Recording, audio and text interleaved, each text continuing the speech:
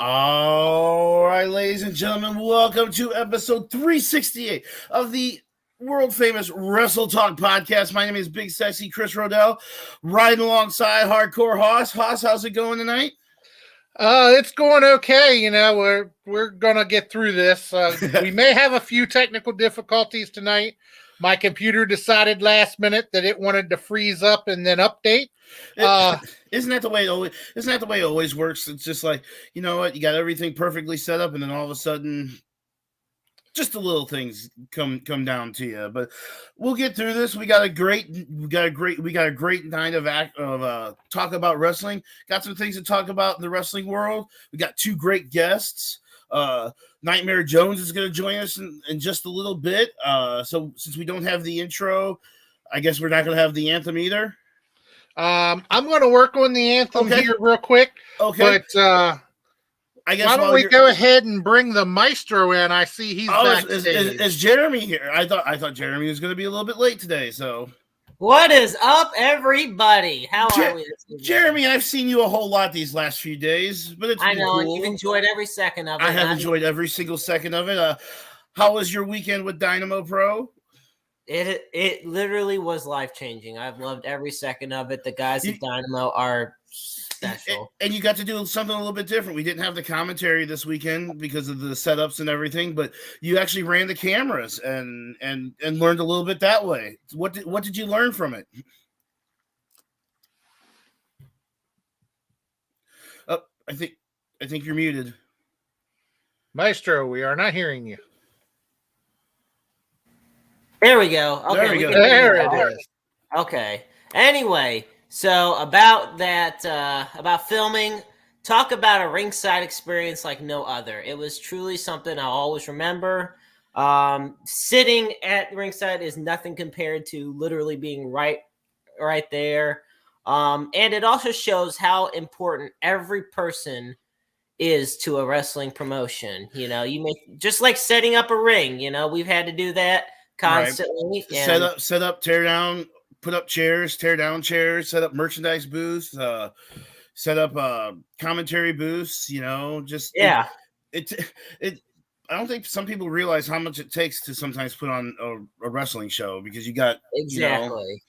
You know, and I was gonna say that you know, on Sunday's show, what I loved, I mean, I loved all of it, but what I really loved was, for the first time, I got to get inside a wrestling ring and hype up the show with Luke Roberts. So yes. Luke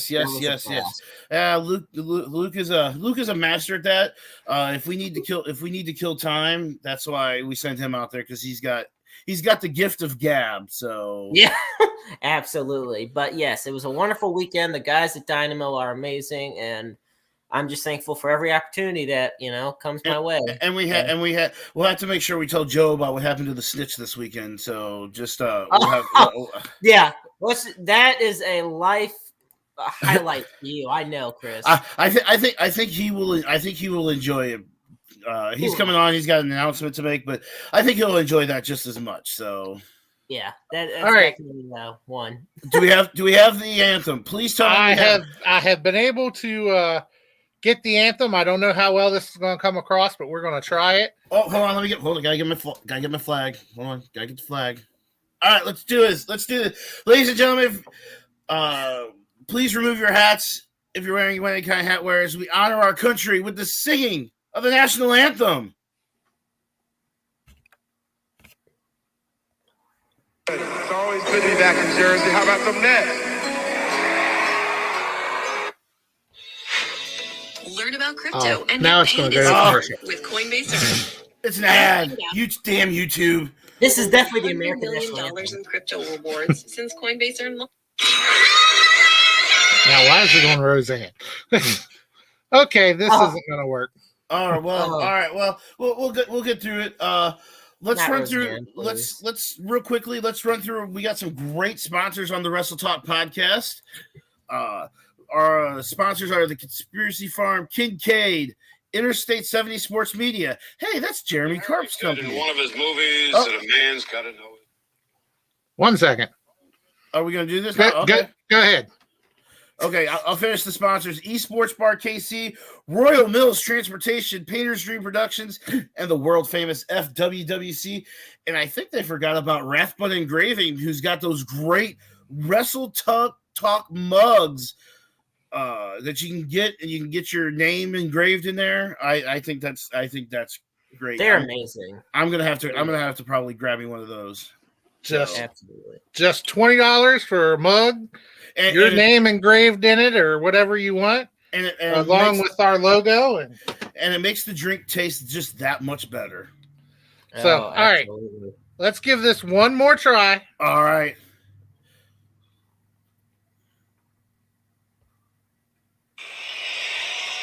Here we go.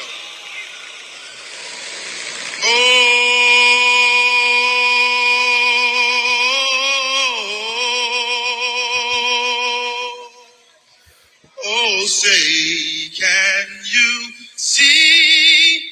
And the Rockets, red flag. Uh-oh. I'll make up for it now. For the land of the free. Oh, Why? boy, that just hits hard every time. He's still gonna make it up to us eventually, I think. Hopefully, maybe, probably not. But Yeah, it hits hard, all right. yeah. Hinduism. But Jeremy, we got a couple of great guests that are coming on tonight. Jeff Manning is going to join us, promoter of WCWC. And then in the second hour, we got Mad Maxx Morrison coming on. So we got two great guests. I'm stoked. I'm stoked. Both of them are amazing guys. Have had the pleasure to talk to both of them. And, you know, Jeff Manning is such a dedicated member of the wrestling industry. He's I look helped out forward all of us in one way, shape, or form. I was talking to Luke before the show, and he's like, I think he said he really thinks that I'm going to enjoy talking to Jeff Manning just because of his business smarts and everything else. So I think it's going to be a great interview. Luke might even join us for that interview if he gets out of his regular day job meeting. So yeah.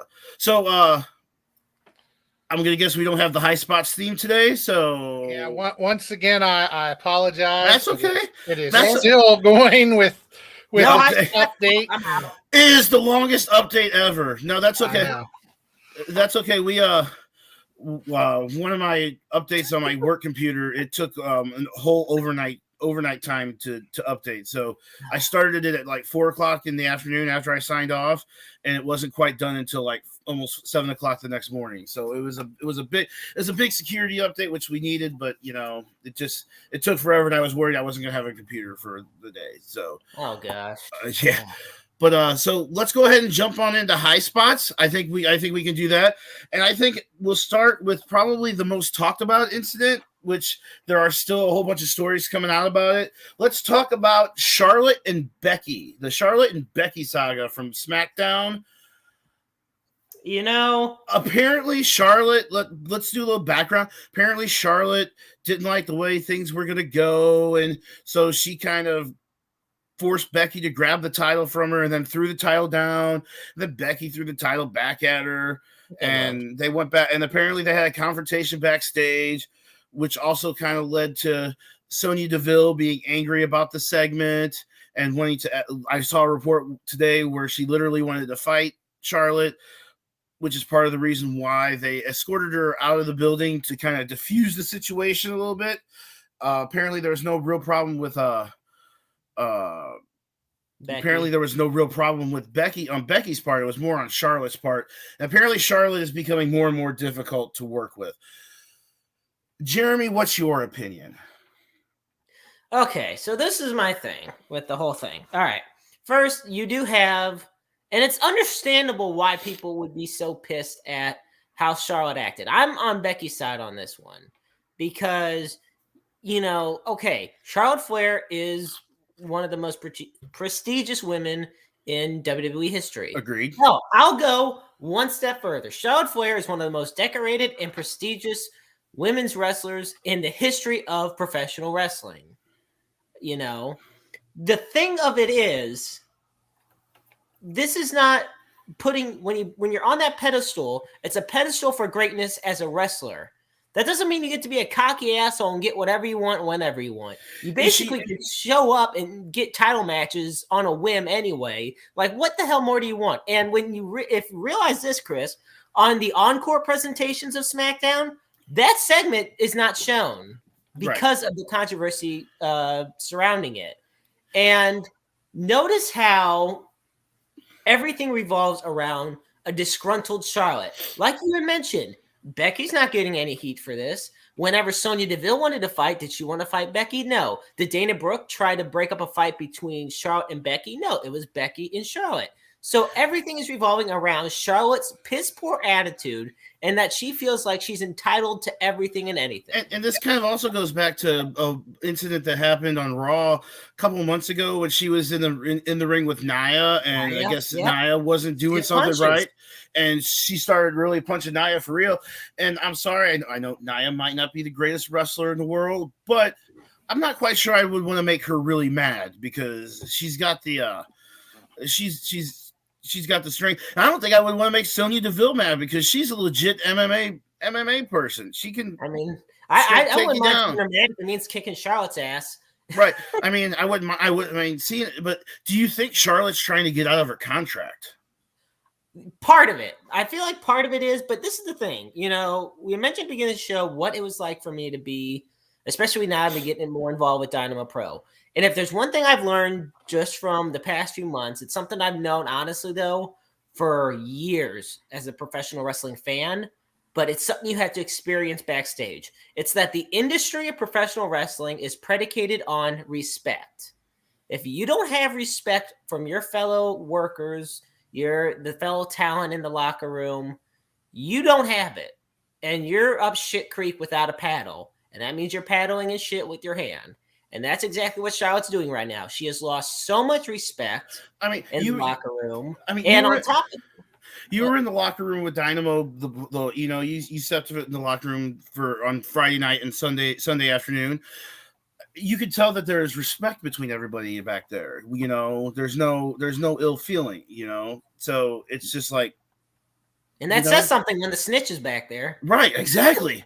I mean, so there you go. Right, exactly. I agree. But yeah, I just don't agree.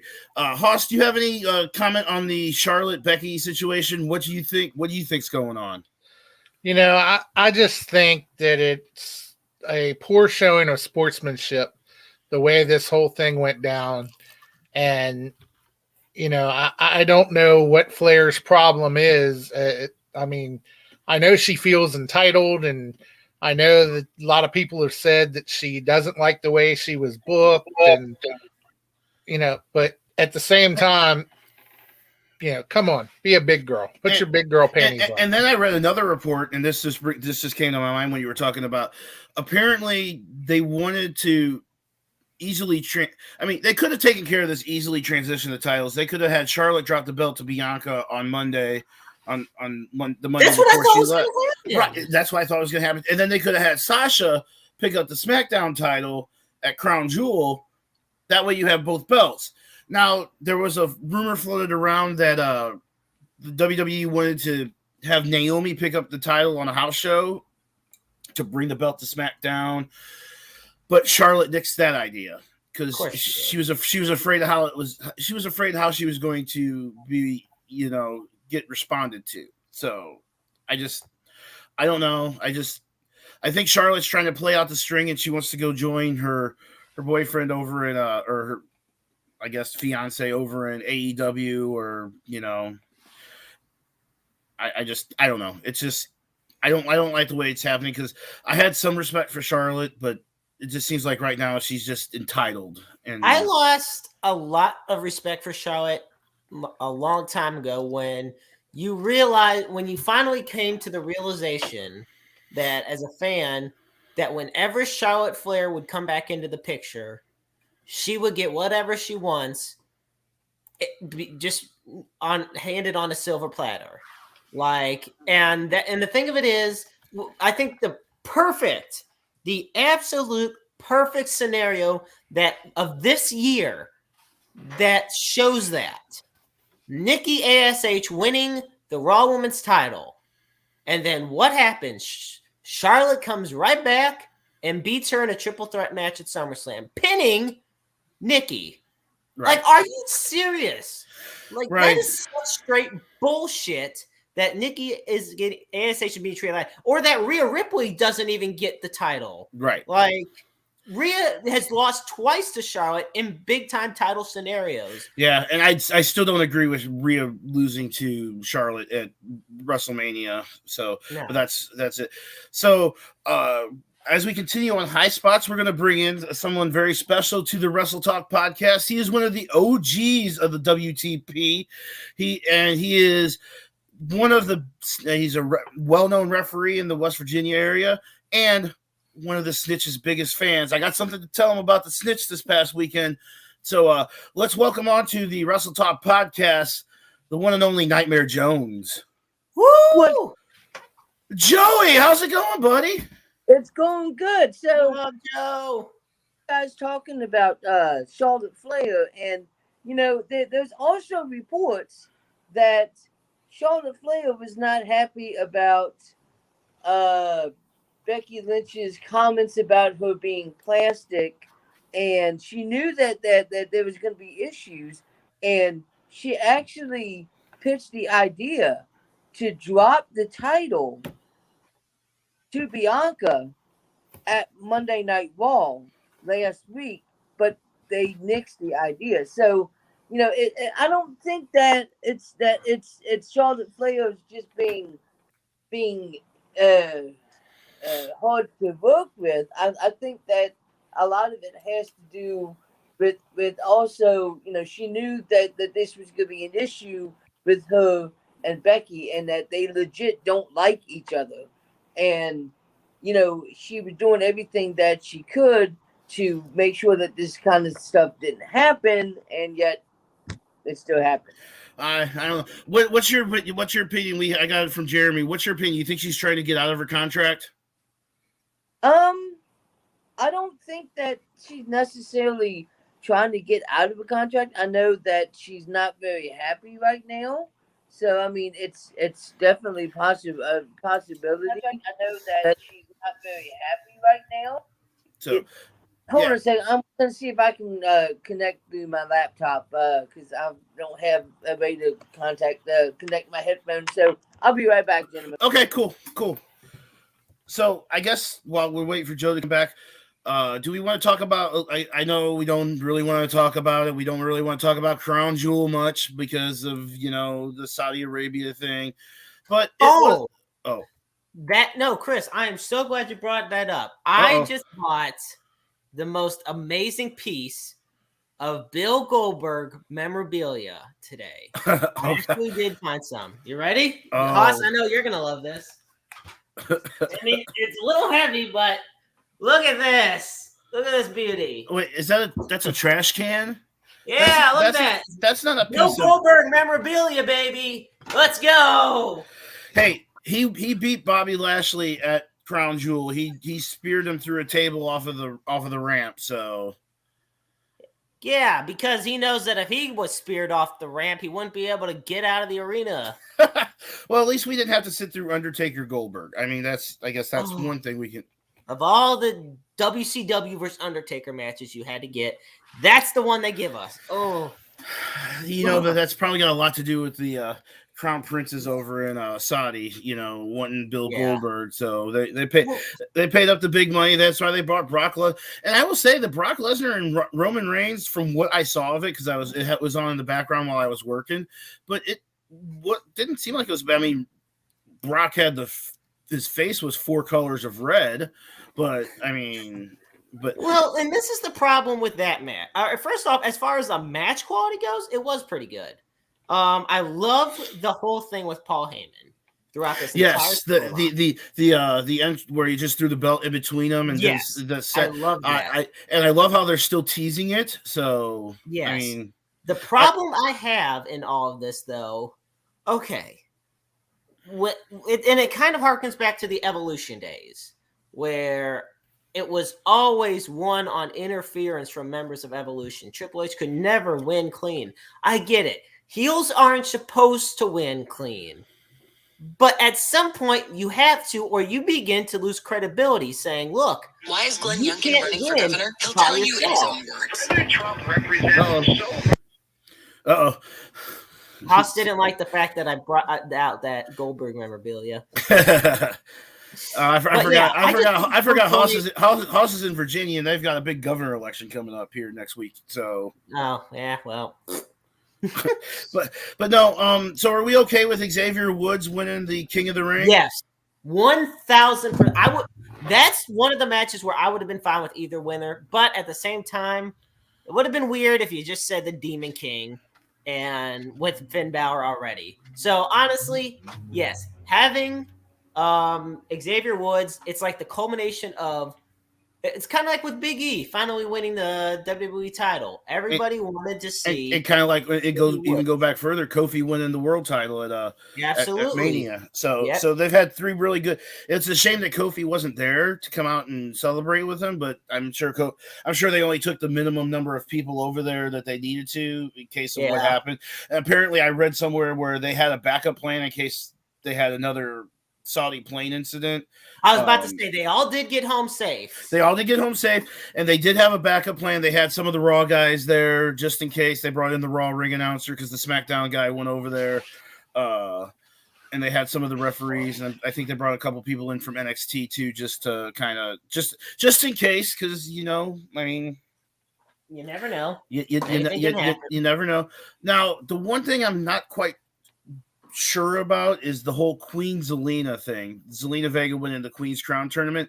Of the two that were in the finals, she was fine to win it, but I don't think that was the right booking decision. I don't think that was the right decision throughout the whole tournament. I think it should have been Zelina. Well, I guess you couldn't have done it because they were on the same side of the bracket, but this is my pick for that. This is what I think the final should have been. First off, I just want to say about the women's tournament, WWE didn't give two damns about it just because of the fact all the matches were under 5 minutes. Well, yeah, the first two rounds of matches apparently won a total of 8 to 10 minutes of TV time. So yeah, you're absolutely right. But these were my two picks. Like I had to do a SmackDown and a Raw. Toni Storm for SmackDown. Shayna Baszler for Raw. See, I would have liked Liv Morgan and Shayna Baszler. I think that would have that would have been great too. That's the thing. You had so many ones there, but to have, and this is not a knock on Zelina Vega. I think she's very talented.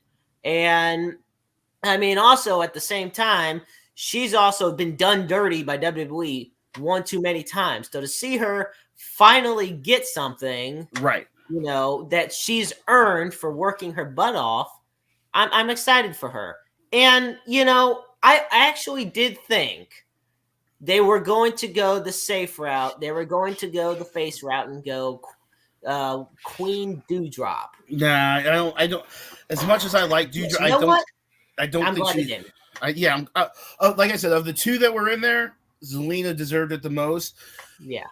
But I don't think she deserved to be in the final. I think this should have been Liv Morgan's tournament. But I mean, I guess they decided if you had a face king, you needed a heel queen. So I mean, yeah. And speaking, can we do away with this Carmelo mask gimmick? I don't understand it. Hoss is laughing. Do you have an opinion of that? The Carmelo mask gimmick, the Fan of the Opera, or whatever they want to call it? I have no idea where they're going with this. I've seen too many masked gimmicks in WWE to honestly care at this point. I really have. I mean, after almost 20 years worth of mask gimmicks. You just see it up to a certain point, and there's no. And the thing of it is, though, at least for other reasons, it's because of legit things that happen. Right. Gimmicks like Sheamus, or Sheamus broke his nose. Cody Rhodes broke his nose. Right. I don't even remember why the hell Carmelo's wearing a mask. Neither do I. Neither do I. But I think that's enough of that. Let's bring back out Nightmare Jones. I think Nightmare Jones is back with us. I think. Yeah. Speaking of people who need a mask. Oh, kiss my butt. oh. So But- Joey, I have to say something. Yes. Me and Jeremy were at the Dynamo Pro show this past Sunday. We did Uh-huh. our Four Hands versus Strange Donuts show, and Was my buddy the snitch there? the snitch was there. He wrestled the first half of the show, and he won. Who did he? I can't. I'm drawing a complete blank on who he wrestled in the first round. But he won. Wow. I think he. No, I don't think he did. He win the. I don't know. That's not the important. That's not the important part. Well, every year we have a battle royal, and the winner gets a prize. I think he won. The snitch won. The snitch did win the battle Of royal. course he did. He only spent about 30 seconds in the ring because he came out. I believe Did he came he out win? like. That's the only question. Did he win? He won, and Okay, and Adrian Surge, our Dynamo Pro champion, came out to give him a prize. You know, because And beat him up. He deserved a prize. Yep. And the snitch thought he was gonna get a title shot against Adrian Surge. Well, that wasn't the case. You know what the snitch won as his prize, Joe? It wasn't a title shot. It wasn't a future title shot. It wasn't anything like that. He won a year's supply of donuts. Hey, there's nothing wrong with a year's supply of donuts.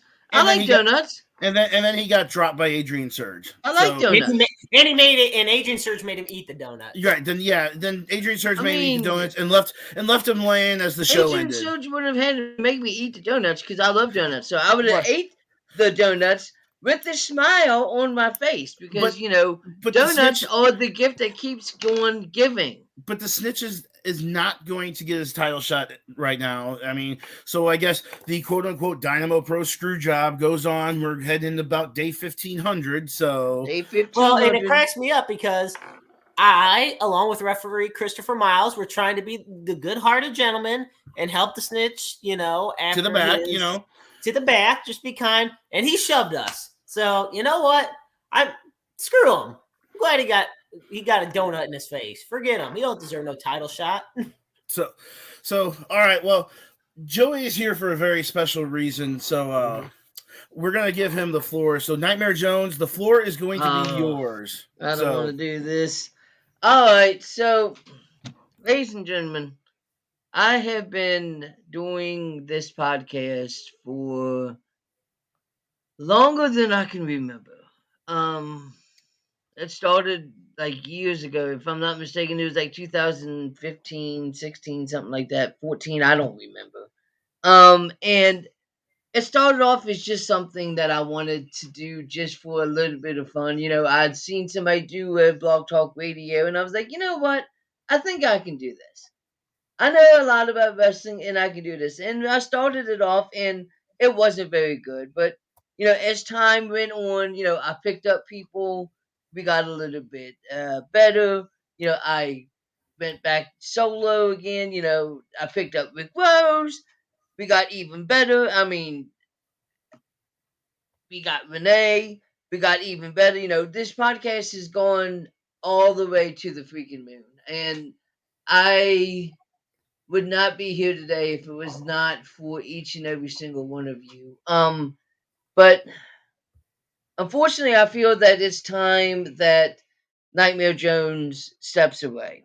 I've done this long enough. I've cemented my name into this podcast.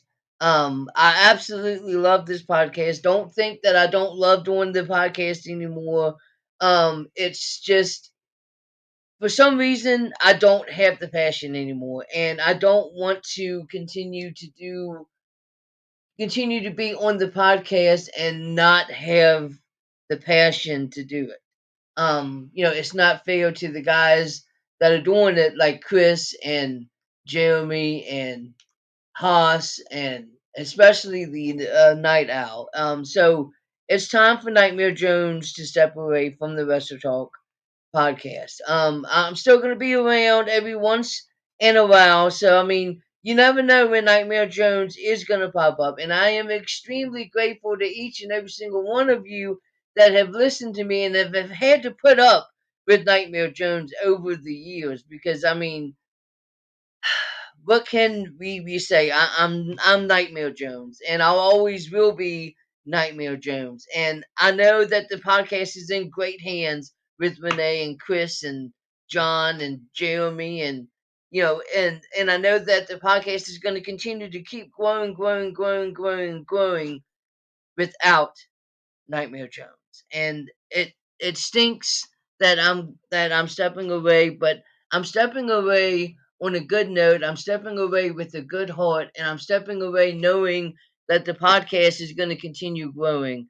And I thank each and every single one of you for everything that you have ever done. I will never forget all the trips to Kobe Pro and going to NatsuCon, and getting drinking with Rick Maverick and Renee, and watching Renee fall asleep because of all the drinking that we were doing. And then I'll never forget all of that. So I mean, these are memories that are gonna last forever. And who knows, maybe I'll I'll get that itch and I'll come back again. And I know that I always have an open seat on the Wrestle Talk podcast. So I just thank each and every single one of you. Absolutely. That's about it, fellas. That's about all I gotta say. Well, Joey, I have to say, the very first interview, one of the very first media interviews me and Luke did with for Dynamo Pro Wrestling was with the Wrestle Talk podcast. It was with you and Renee, and I believe the late Richard Rose was also a part of it at that time as well. And it got us rolling in the media department, and then me and Luke developed a relationship with the Wrestle Talk podcast. So I just want to say thank you for everything, and we can't wait to see you on there. I know Jeremy and Haas probably have something to say too, so I'll turn it over. Let's turn it over to Jeremy first. Jeremy. Oh man, it's actually a little more emotional than I thought it would be. Yeah, it's definitely hard.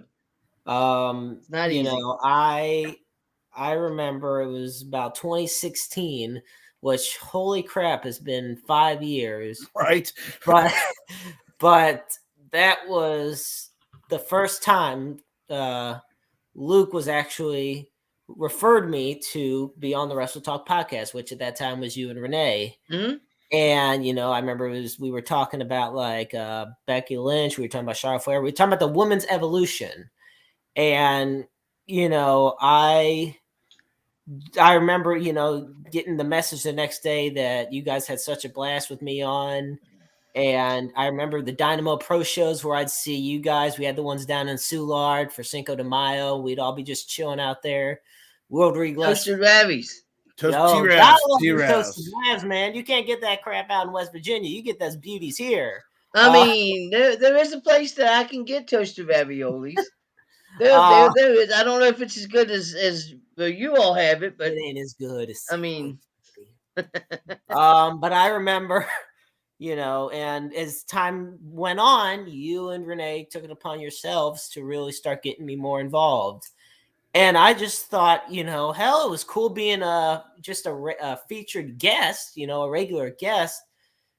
I never thought, you guys would say you wanted to bring me on as a permanent host, as a permanent co-host. Mm-hmm. And it means the absolute world to me. You probably don't know how influential you've been for me in my career and in my life. You're a dear friend. Yes. And I know I won't be a stranger. Don't worry. I definitely will not be a stranger. I won't be. But I'll tell you, looking at how this podcast has turned out over the years, and I know Renee would agree, but Rich is proud. So thank you, Jonesy. I think so.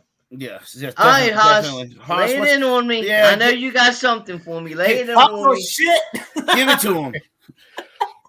Now, I always give you a hard time, and I enjoy it. But in reality, you and I are both good friends outside of the podcast. And, you brought me into the FWWC.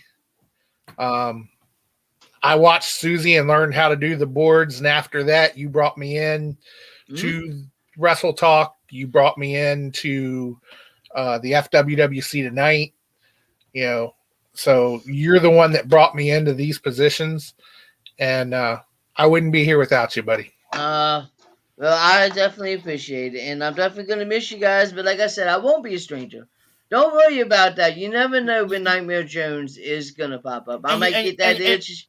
And you never know when you're gonna get that call. Be like, hey, we need a last minute fill in. So Exactly. You never know when that's gonna happen. And Exactly. and don't think that I'm not gonna that the Wrestle Talk podcast isn't gonna be at Celeb Fest 3 because they've already been naming some big names already, and so I mean, shoot, they just named the Brooklyn Brawlers going to be there this today. So the Brooklyn Brawlers going to be at Celeb Fest 3.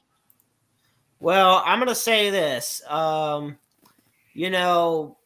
not much that out of all the memories that I have, I will say, why the hell did you use your golden ticket in the first round? Really? Why? Because it's Jones, and that's what I did. Because I wanted to make sure Demolition went as far as they possibly could have gone. I would rather Demolition win, but the Road Warriors, I'm okay with the Road Warriors. Maestro, would you expect anything less from someone who's a fan of the Snitch? Exactly. I mean, that is true. You know what? Just think. Hey, wait, Joe. I'm glad you mentioned that, Chris. Just think. Now you and the Snitch can go out for donuts. Now that you'll have more free time. Exactly, because I love donuts. I absolutely love donuts. So I have no problem hanging out with the Snitch and eating a bunch of donuts. Yeah. God. Well, Nightmare, it's been a great pleasure getting to know you, and I know we're still gonna talk. Like you said, You're not going anywhere. So absolutely. Well, gentlemen, the show is yours. Nightmare Jones is signing out. All right, brother. Good to see you. All right. Well, so Maestro Haas, are you ready for our first guest of the evening? I'm ready. All right, please welcome the promoter of WCWC. He's a longtime broadcaster. He's done radio. He's done TV. He's done probably a little bit of everything. He's been a manager, jack of all trades, promoter. Please welcome in Mr. Jeff Manning.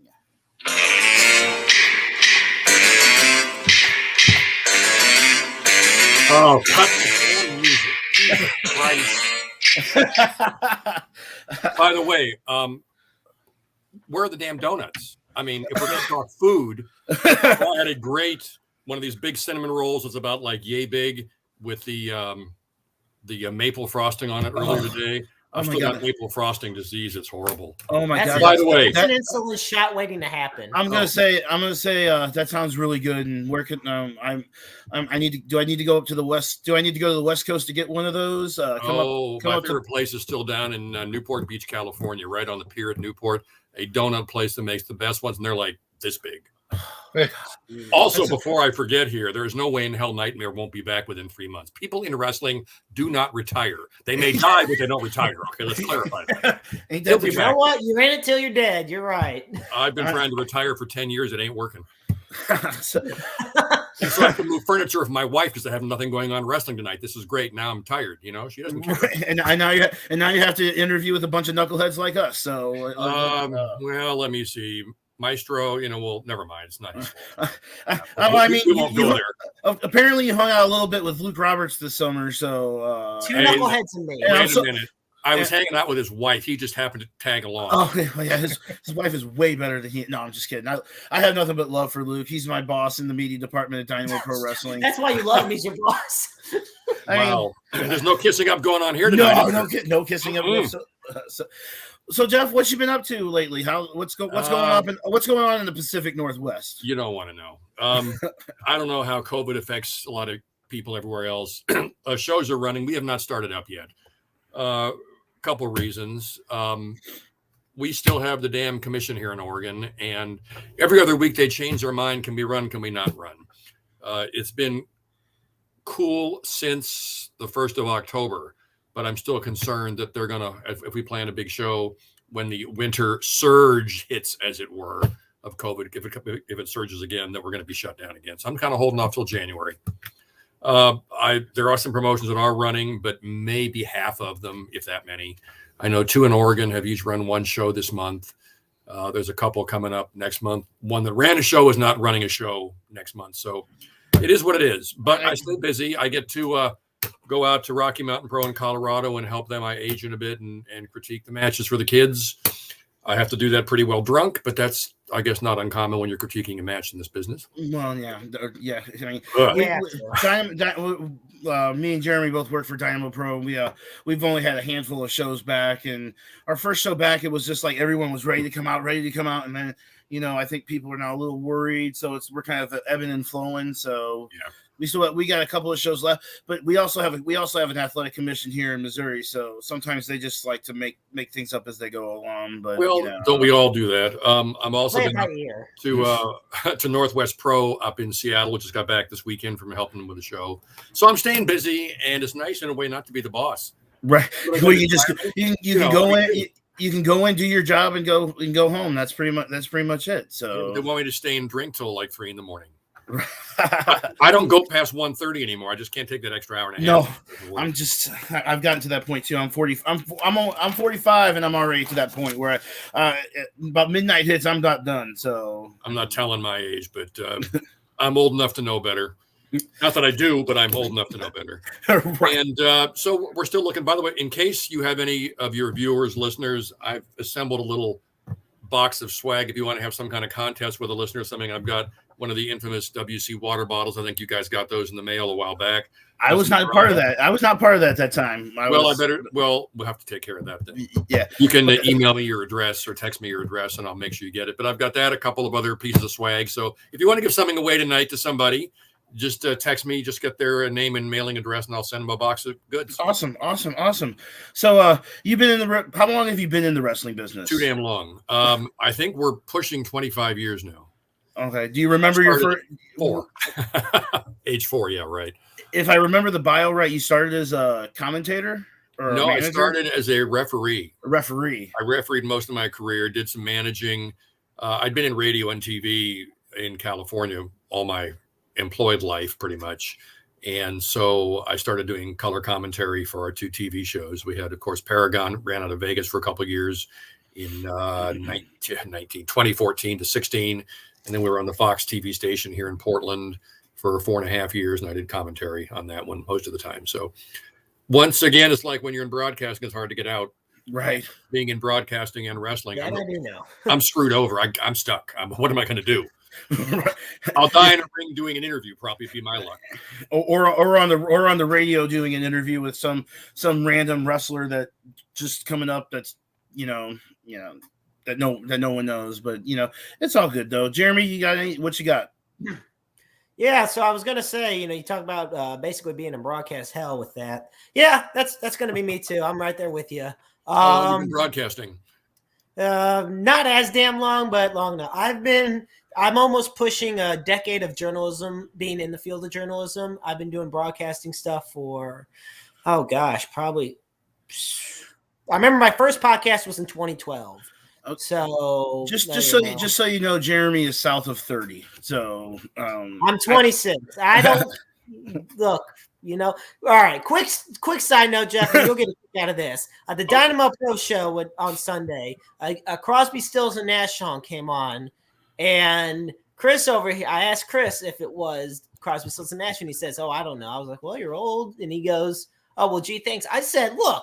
Give me credit for at least knowing it's Crosby, Stills, and Nash, because how many 26-year-olds you think know that?" Well, before that, it was Crosby, Stills, Nash, and Young. That's how old I am. Yeah. Oh gosh, my old radio DJ days from the 1970s and 80s. God damn it, I'm old. We love you. We love you regardless. Well, let me ask. So what got you into first becoming a professional referee? Wasn't it when you met a disc jockey in the Bay Area? I was working in beautiful, sunny Stockton, California. And Pat Kelly, who founded WC with me back in 2014 or 15, 2005. They brought him in. They had me train him. And he'd been doing ring announcing at the Cow Palace, and somehow we hit it off. I trained him in radio, and you got me into the wrestling business. I'd always been a semi-closet fan. Back in my day when we had those little tiny black and white TV sets, that Oh yeah. you could have in the bedroom, and if you heard mom coming, you had to shut it off real quick, but there was no remote. And I used to watch wrestling, and then on weekends, go down to the old Olympic Auditorium in beautiful Los Angeles, and I'd watch. We do wrestling for $5 on Friday night and roller derby for $5 on Saturday night. It was a hell of a life, and that's how I got started. And then the managing, I never wanted to be a wrestler. That was just too much effort. I still had to train, as all of us did, or should have if you haven't. But Right. I like to referee. I've refereed other legit sports in my time, so I guess it's in your blood, even if this is not totally unpredictable. Right. And you mentioned like when you watch it on like the TVs, the little black and white ones. Well, we had for the longest time it was a color one. It was one of the first big color ones, the big Zenith console TVs. Ooh. We've had that, and we're going to have to get rid of it now because it stopped working a few years ago, but it was working for 30, 40 years. I mean, and it's probably worth more now not working than it was when it was working. Somebody will buy it as a piece of history. Well, that's the thing. And like we used it for once. Maybe Joe will buy it. Talk to Joe. Nightmare could use it. Nice. I was going to say. So I have to say, when did you first move into, or I should say, when did you move to Oregon out of beautiful Stockton, California? That would be 1993. I was running my marketing business that I've been running after I got out of radio, which I still have part-time. That's all the swag you guys always get to see. Yeah. And my wife was working for the Gannett newspaper chain. There was a local paper in Stockton. That's part of what USA Today is part of. And I had a sports event up in Eugene, Oregon. I figured, okay, I know there's a Gannett paper in Salem. I've never been to Oregon. I'll go and just see what's going on there. If I told my wife in advance, she would have divorced me on the spot, but I got her with a job there with the same job she was doing in California. And they gave her an offer and she took it and we moved. And that's how I got up here. Awesome. So Jeff, you said you're a manager and referee. What in the world drew you to becoming a promoter? Because I was an idiot. No, I think I told this an earlier visit here. I wanted to run a show just to run it. So in Oregon, you've got to have a license to run shows. The boys don't need to be licensed, but the promoter has to be. So the place I was refereeing most of the time for, I asked the promoter, hey, I'd like to run a show in Salem. Would you be the promoter behind it? I'll, keep your storylines and your people. You can book this show. I don't care. So we did it. Their booker, who is no longer with us, he was a really nice guy, but a crappy booker. He did a shitty job on the show. So I decided, I asked him, the promoter, can I do another show? And I'm going to bring a couple of guys in, but we'll keep storylines. And we did. And the show was better than the first one. But the booker got pissed off because he wasn't booking the show. And I told him, why not? Me being one of those guys that speaks my mind, I said, because the first show was pretty crappy. I don't think you wanted us to have a successful show. So I decided to go out and get a license and start my own shows. Sometimes if you really believe in what you're doing, you just got to go for it. And that was in 2005. So where does WCW wrestle out of? I mean, right now, when we do it, we're just out of Salem right now. We're going to be expanding outside of the West Coast. We changed the name from West Coast Wrestling Connection to WCWC Wrestling for a reason a couple of years ago, because we're going to be moving outside of the West Coast.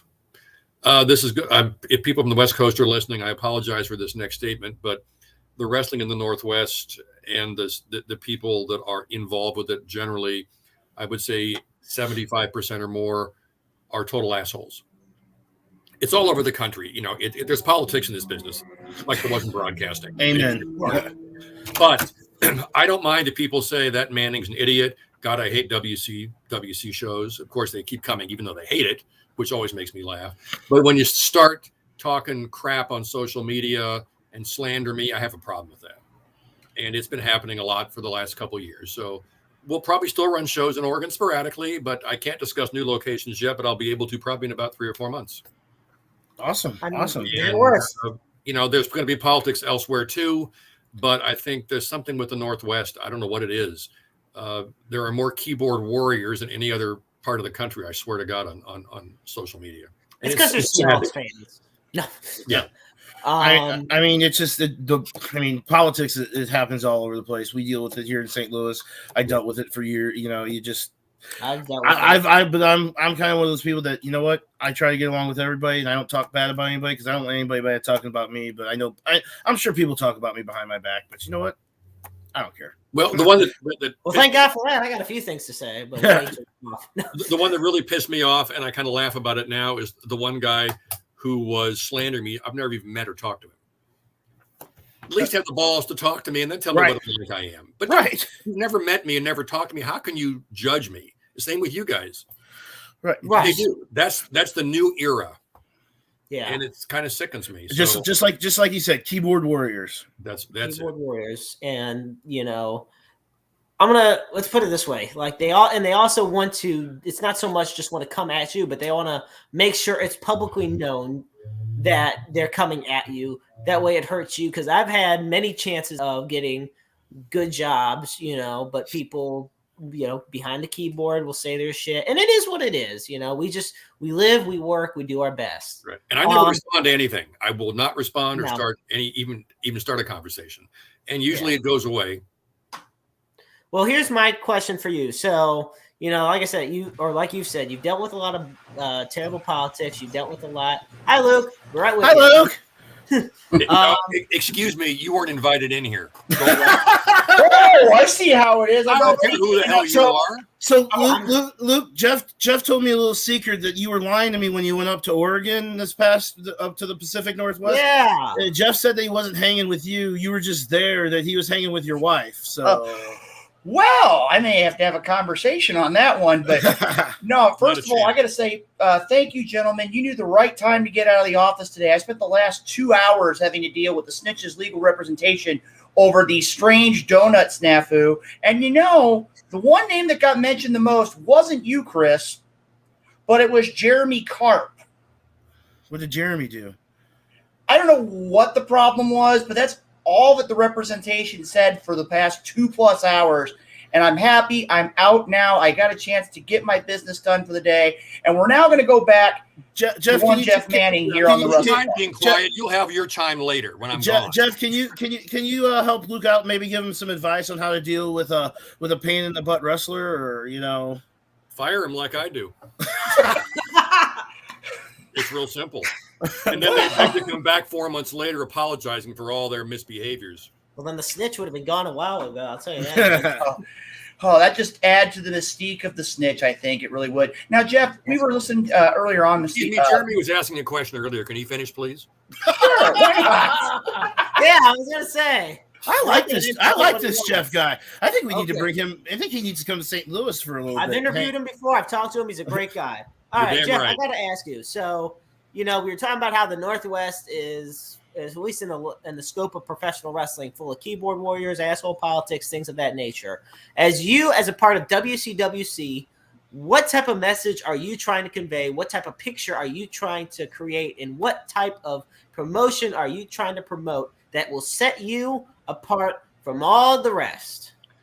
Well, when you have so many promotions locally, it's hard to say. We have maintained our old school approach since day one. Old school with a new school twist. You've got to stay a little more modern in some cases, but we still have good versus evil. Good is chasing evil, doesn't usually get there. They do eventually. We have guys that I'd rather have a guy whose skill level is maybe not 100% of what I want, but it's got a good attitude. And we've had great locker rooms. We had about a 1.5 year period of time when things went a little bit south, but we changed bookers and teachers in the school, and it came right back up to the level that we expect. We work the guys hard, but we have fun at the same time. Anybody can talk to me anytime. I'm not that promoter way up in the back of the sky that everybody's afraid to go up to. I don't yell and scream at anybody in public, and if I've really got to chew somebody's ass, I try not to yell. I'll take it, outside or in the back office somewhere, and then if they yell, then I just say we're done. It's just and then call Luke and take it out on him. He'd probably be crying by now with some of the things I've done. He hasn't been doing it long enough, but yeah. All right, Luke, you have my permission. You can talk to Jeff now. Go ahead. Well, thank you, Jeremy. Now, Jeff, We were talking earlier about the wide variety of things you've done in professional wrestling, and I have to ask, you've talked about politics, you've talked about all of your travels. My question is, if you could give any advice to an up-and-coming wrestler that's getting ready to enter the world of professional wrestling, what advice would you share with them? First thing, if you have a significant other, make sure he or she or they understand what they're getting into if they're with you. That is the number one thing. I've seen more relationships broken because whoever is the wrestler in the group, it becomes their life, and it becomes your life whether you like it or not. I'm fortunate. I've been married, I'll be very honest, 45 years, got married at age 12. Not really, but I've been married 45 years. And she put up with a lot, but she understood from day one. I was in broadcasting at the time, hadn't gotten into wrestling yet. She understood. And that's why we're still together, but that is number one. Make sure your partner understands. Number two, be honest. Would be a nice change if people in the business could tell the truth. And number three, be real. Those are the three type things. Just be yourself, who you are. Don't try to be somebody else. You can emulate some of the other wrestlers out there, but you got to be yourself, your persona, your style, whatever it is you are. Those are the three things I tell anybody. And then also I tell them, since no promoter hardly will ever tell you the ins and outs of the business, so you have a chance to make more money and advance, they can talk to me and I'll give them some hints on how to survive in the business in spite of all the crap that goes on. Well, Jeff, I got to tell you, that's a lot of great advice that you shared with all the listeners here. Do I send the bill to Luke for the $99 for the consultation here, guys? I send it to him. Send it to him. I mean, you might not get paid. You probably send it to collections. But okay, we'll settle for the 4 dozen donuts then. That's all right. Well, my only other question right now, and I'm going to send things back over to Chris here in just a moment, is this. You've been in pro wrestling, like myself, like Chris. We've all been in professional wrestling for a long time. What would you say has been the greatest change in professional wrestling over the course of your career? Okay. Kayfabe has always been kind of a lost cause in many cases, but I see some of the big promotions just almost flaunting the fact that it's predetermined and not as real as it looks. We don't do that. We have some of our fans, when the babyface loses, we've had women in the audience break down in tears because they believe it's all true. And I think if we get back to a little more realism, I think some of the crowds might pick up. There's a niche again, like the PWGs and the places that are all, just a spot fest, and that's okay. But I think if more places knew how to do a little older school style, they might be surprised that their audiences would be more than 25 people. Just my personal opinion. And I have to say that I've kind of seen an attitude change in the actual wrestlers at times. Oh yeah. Selfish. It's the me time for them too. Because it's a lot of them. I wouldn't say all of them, but some of them don't feel like they need to pay their due. Help set up, tear down. That's just something that's gone over time. I feel, because I remember when I was first starting to be a referee, the only time you got to train in a ring, there were no schools back in that time, really, unless you wanted to pay big money to go out to AAW with the one guy out there from the Beyond the Mat film. But but if you didn't get the ring set up before the show, you didn't have any training time, in-ring training time. So you were basically training on like old school wrestling mats. So yeah, so it was better than nothing. But a lot of the young kids today, I wouldn't even take. I don't care how talented they are. They have just a shitty attitude. It's all about them, and they know what they're doing. They've trained for a month, and now they want the main event. Right. They're lucky to get a battle royal after 3 or 4 months sometimes with us. Right. I mean, yeah. That's the one thing about the Dynamo Pro Dojo is we don't put them on a show until they're absolutely really, really ready. We're kind of an old school dojo in that way. So why the hell is Luke still working? I'm working on that. Emphasis on the word old school. I mean, like Luke is actually a pretty decent referee. Well, used to be a pretty decent referee. So I mean, he hasn't done it in a while, but he did help train 2 of our new referees. So and he's been instrumental for me. So good. I'm telling you, he's been a dear friend for. I know I'm picking on Luke a little bit, but since Nightmare's gone, I got to pick on somebody, and you can't exactly. And he's perfect. And Lucas, yeah, I mean, he kind of deserves it. I hear from Luke about once or twice a week because of Dynamo Media, and it's just sometimes I just go, man, You talk a lot. Twice a day. But I will say something that if I ever need something that needs time fill, where something happens at the beginning of the show, if there's ever I need time fill, I send Luke out there because Luke has got the gift of gab and he can talk for. I mean, you probably know Jeff. I mean, well, we had our very first TV taping in Portland.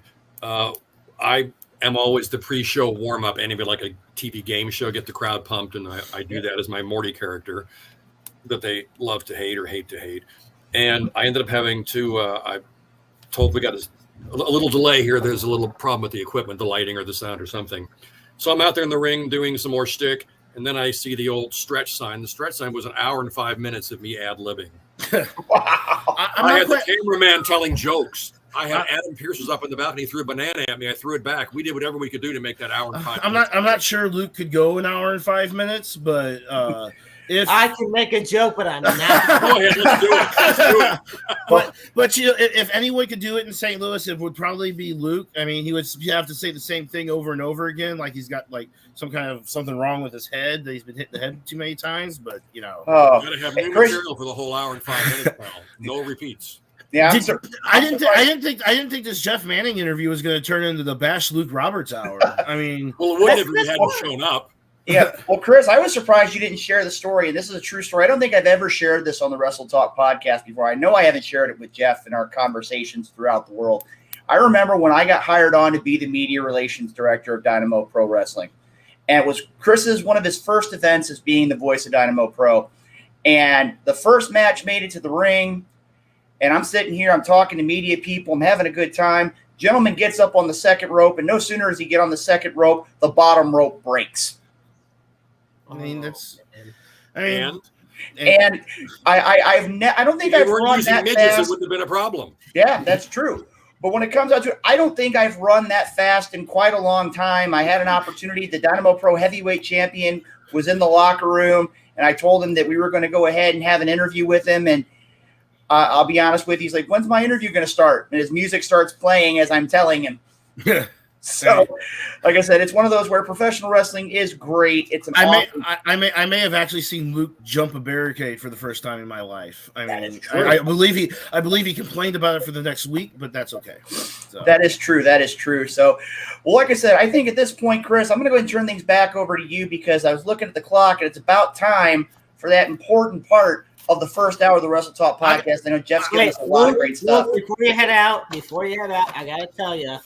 I'm sorry that the legal representation of the snitch has been having my name the past couple hours, but you tell them that I've been in the ear of the Missouri Athletic Commission for a while, so you let them know.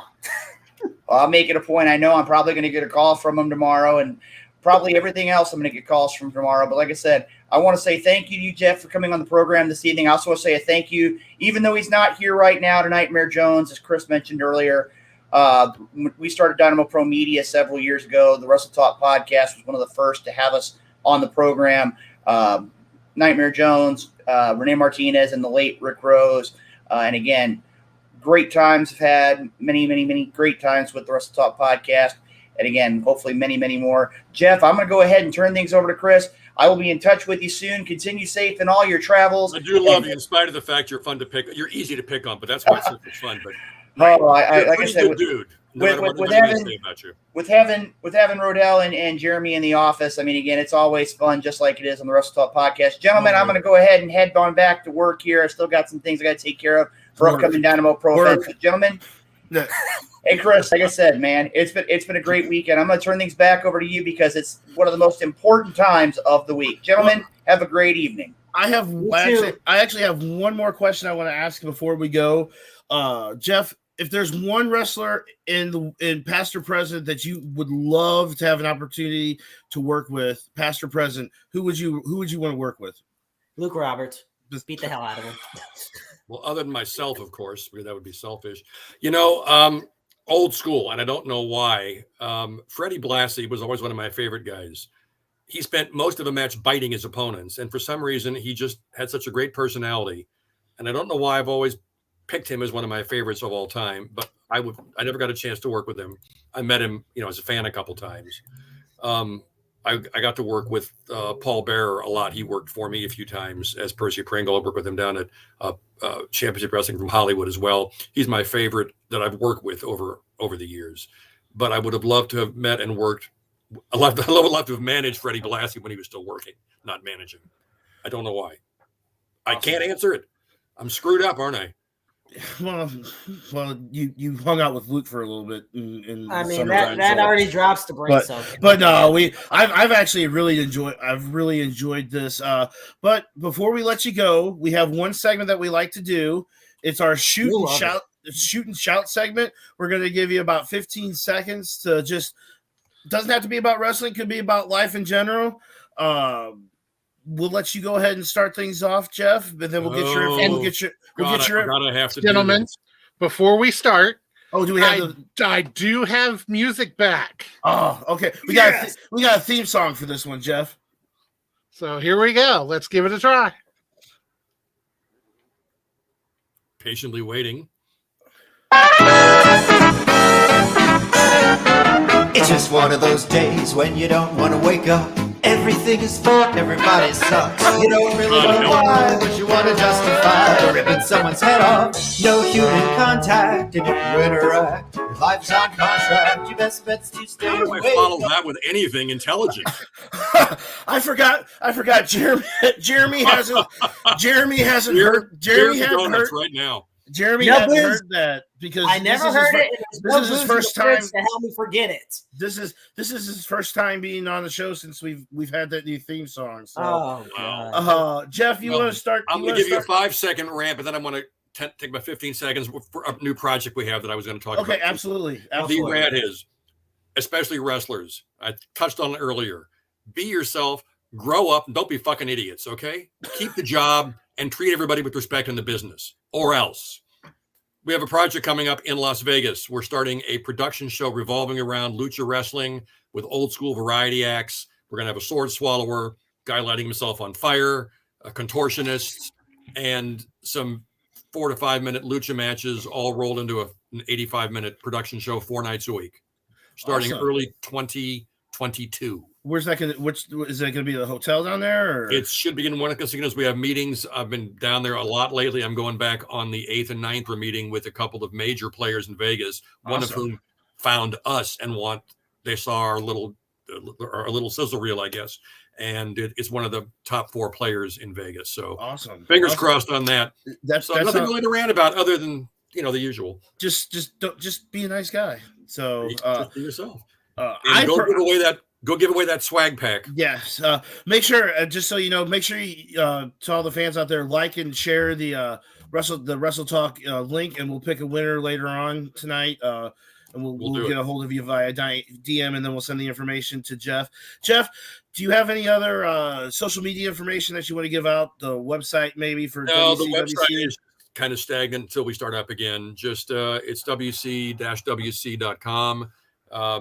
At the WC on all the other social medias. You'll find us. All right, Jeff, it has been a real pleasure for you. Absolutely. It's fun to come back. This is my 3rd time, and I'll come back whenever you're bored or can't find somebody. You can always give me a call. Right, and maybe I have no life. And maybe one of these days I'm going to get up to the Pacific Northwest, and maybe we can take in a Seattle Kraken game, maybe, or something. I don't know how close. I don't know how close you live to Seattle, but I was there this weekend, 3 hours to the airport, so about 3.5 hours to downtown Seattle. Awesome. Jeff, thanks for coming out, and we hope that you come back on the Wrestle Talk podcast. Thanks for being a part of the Wrestle Talk. Thank you for being a part of the Wrestle Talk family. Always a pleasure, guys. Good luck, and good luck keeping Luke in hand. It's not going to be easy, but I know. I'm going to have to talk to him after the show's over with, probably. So that's okay. Yeah, I was going to say it'll be like an hour conversation on the right. phone. I won't be able to go to bed in a decent hour. So thanks, Jeff. Thank you very much. Appreciate it. Have a great day. You too, Jeff. Good night, bud. Oh man, he's a ball full of energy, isn't he? I freaking love Jeff Manning. It is always a pleasure having him on. I was thankful to interview him. He said this was his 3rd time. I interviewed him the 2nd time he was on, and he was just as pissed off at Luke Roberts as he was this time. So that's great. I mean, it's honestly easy to do. So, I mean, it is. But And all jokes aside, he is such a great guy. And what I love most about him is his passion for the business. Right. You know? And his advice to the wrestlers, I think that was absolutely perfect. Is like, basically don't be an asshole. I mean, don't be an asshole. I mean, I know Haas takes in a whole bunch of independent events up in the West Virginia and Virginia area. I mean, we are part of Dynamo Pro Wrestling, and I can honestly say none of the people that I've interacted with in Dynamo are self-absorbed. I mean, Camaro Jackson couldn't be one of it. Camaro is so nice. He is like, I mean, saw me on Sunday and gave me a big old hug. I freaking love that guy. But when he's in the ring, it's like he's gonna kill you. He's gonna toss. Yeah. He's gonna pick you up. He's gonna toss you across. I thought he was gonna toss CJ Shine across the South Broadway Athletic Club. So I mean, CJ, would crack me up. And technically, I don't even know if we're still on the shooting shop, but I want to say about CJ Shine for a second. I mean, this guy had his own fan club on Sunday's show. And yeah, you talk about nice guys. He's probably one of the nicest guys you would ever meet. You see him in the morning before the show or in the afternoon before the show, and he just comes in with a big smile on his face, and he's walking around to the ring during the show, and women are flaunting dollars at him. And I know. And I know you don't. I don't think you know him very well.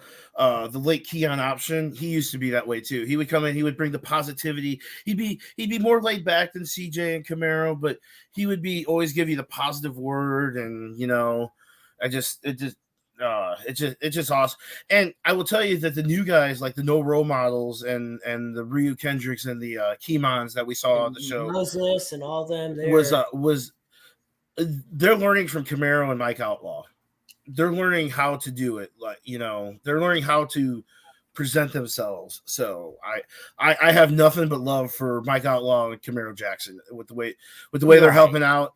They're all part of Team Ambition with Davey Richards down at the dojo. So it's just awesome. I want to give one more quick shout out to a wrestler in Dynamo Pro, Benjamin Trust, the president of the United States of Slam.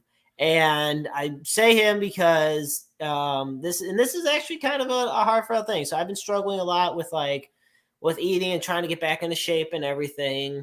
And the past few shows I've talked to Ben, he's given me great advice.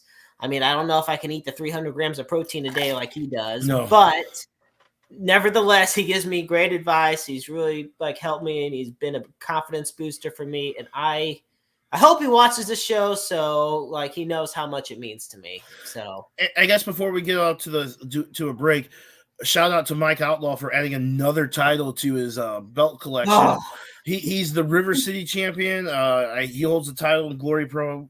Missouri State champion. Yeah, and he also holds the MWR Missouri State champion, a championship that was vacant for the longest time because the champion that had it, Farmer Billy Hills, retired because of an injury. So, and this was the first time that we had the number 1 and 2 wrestlers in the same building in Missouri in that long. Moses was number 2, Mike Outlaw was number 1. So, shout out to Mike Outlaw. He's gonna need a second bag just for his title belts. So, yeah, or knowing, you know what? I have a better idea. Let's just have the snitch carry the belts. That's the only way he's gonna ever have a belt on his shoulders. I'm gonna tell him you said that. Let him. I don't care. I'm ready. Like I told Luke, I got it right here. The Missouri Division of Professional Registration. Man, this has been a pretty good first segment of the show. What do you think, Haas? How do you think things are going? What'd you think of Jeff Manning? Oh, I believe this is the second time that I've seen Manning as well, and it's been a great first hour, and he's always a pleasure to have on, and just I'm really looking forward to the second hour. So, and I know Mad Maxx Morrison is going to be on with us in just a little bit. So let's take us a short break so we can get some water in us and take care of some business, and then Haas, you got a song you can play us for the break, or what we got coming up? Yeah, we're gonna take a short break, and we're gonna listen to a song here by our man Remy Ricks. So we'll be back here in just a couple minutes. All right, cool. Stay tuned, folks.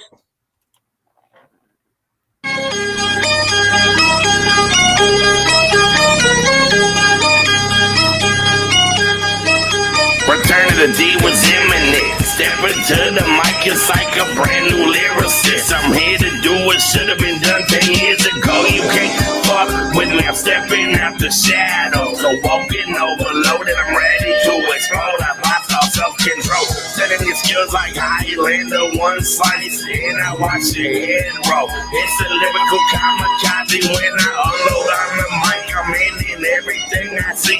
It's destruction on sight. Most it sound like a track with no bass. That's a dead beat. Me on the other hand, I'm shattering the concrete, breaking down the doors to motion enemies within the opportunities. It's survival. I ain't going nowhere. I got immunity. More calculating, gruesome, and devastating than ever.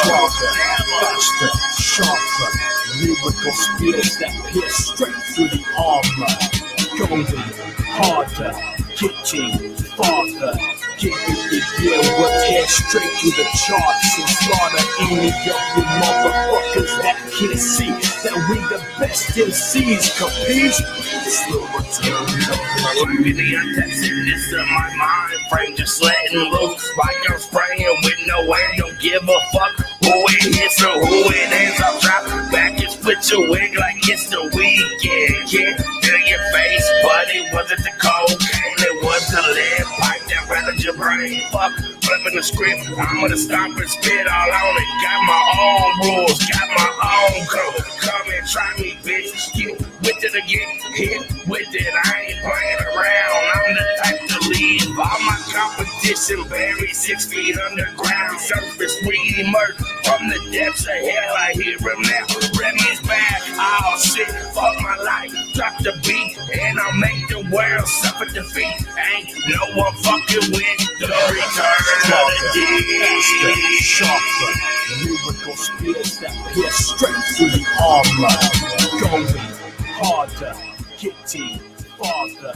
Give it the deal, we'll tear straight through the charts and slaughter any of you motherfuckers that can't see that we the best MCs, capiche? It's the return of the D.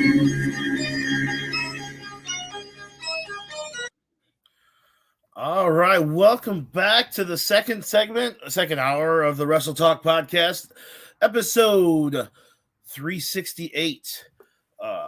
Haas, we just had Jeff Manning on earlier. Great interview. I think we need to talk about the sponsors. What do you think? We need to hit those sponsors back up there one more time. Do you have the list? I'm looking. I got the list right here for you. Okay, cool, Jeremy. You hit it this time because I can't. All right, now I'll do the intro for our dear friend Mad Max in a second. Okay, all right, cool. folks. So our sponsors for this wonderful show are The Conspiracy Farm, Kincaid, Interstate 70 Sports Media. Shout out to my teammates. Esports Bar KC, Royal Mills Transportation, Painter's Dream Productions, the FWWC. I believe Rathbun Engraving, is that correct? Where you get all those wonderful engraved mugs for the low price of $20. I mean, come on, you're not only supporting us, you're supporting yourself if you want a little bit of selfishness in there just by having your own engraving in there. And on top of that, I mean, come on. Every dream's greater when it has something about you on it. And are we forgetting any? No, I don't think so. Did we get Me Fiesta Reynolds? We did now. Me Fiesta Reynolds. All right, Hoss, tell us about Me Fiesta Reynolds because obviously you know more about it than I do. Been a couple weeks, folks. Anytime you're planning a party in the greater Kansas City area, be sure to reach out to Me Fiesta Reynolds. They'll be able to hook you up and get you any type of party going that you want to have and be a blast, guaranteed. And real quick, Haas, throw out that you have that Wrestle Talk mug from Rathbun Engraving with you that you can show everybody what they got, what they can get. Yeah. It's got our logo on it, and you can have your name imprinted at the bottom. Mine's there, Hardcore Haas, and only $20. They're just awesome mugs, I tell you, and they're bar quality mugs. Last you longer than a t-shirt. And we are having a special clearance sale all Nightmare Jones mugs are 50% off. Who wants a Nightmare Jones mug? Hey, anyway, but make sure you like and share.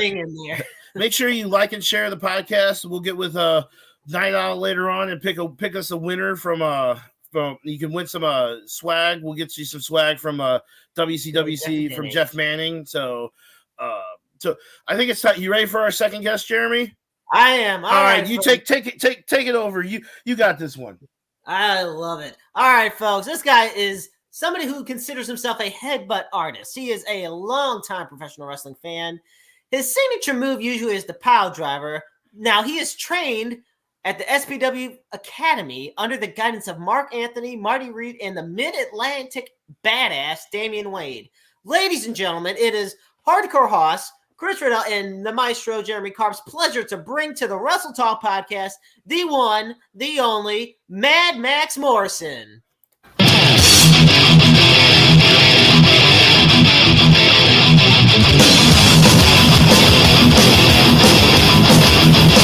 God, good choice.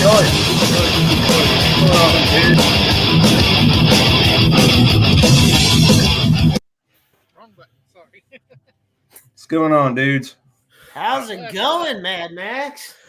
Man, a lot better now. You done played the Exodus song. I feel like I need to be getting into it. That's what I'm saying, man. You're not gonna start hype song right there. Like, are you gonna start banging your? Are you gonna start banging your head against the wall? I mean, if you play a good enough song, I might.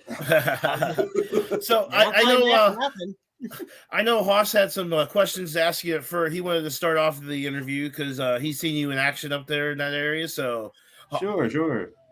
Yeah, and we appreciate you coming back on the show. We've had you here a few times, Max, and we know how precious your time is. So we kind of got you here last minute, and we appreciate the fact you could work us in. And talking about how precious your time is and everything, one thing I want to know is I see you booked everywhere. I am always seeing Mad Max all over the place in Pennsylvania, Virginia. I believe I've seen you in the Carolinas, Florida, West Virginia. So you're all over the place. At the same time, you've got to keep up with your training, and you are a new father to twins. Yeah. Twins. Oh no. How can Mad Max keep up with all this? How do you do it? Shoot, man. I don't think it's going to work for everybody. Lots and lots of caffeine. Do you mainline Red Bull and Monster drinks or something? Nah, man, I don't even touch Red Bull, dude. It's green tea and Rain energy drinks. I'm telling you, that's how you get it done. So, how many hours are the twins keeping you up at night? Not really. Surprisingly, I sleep pretty good. The only problem is I can't sleep when I got babies screaming and stuff. But we kind of work through it. That's what happens with us when Luke calls us. Oh man, I love him.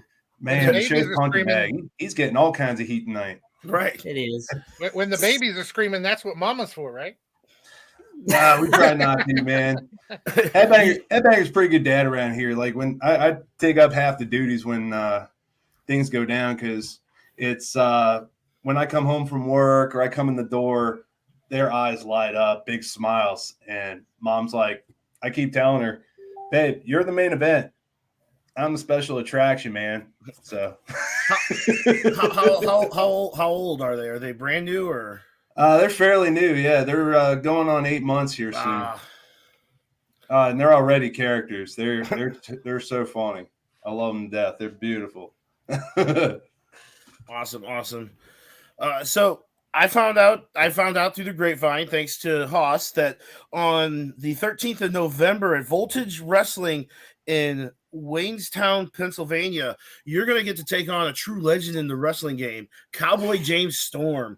Tell me, how are you preparing for that? What is your feelings going into that? Do you know what to expect? What? Just give us an overview. What you thinking? So as far as that goes, I got my head's kind of in a bunch of different places as far as like James Storm goes, because we all know the man's resume. He's a legend in the business. I mean, America's most wanted, beer money, dude.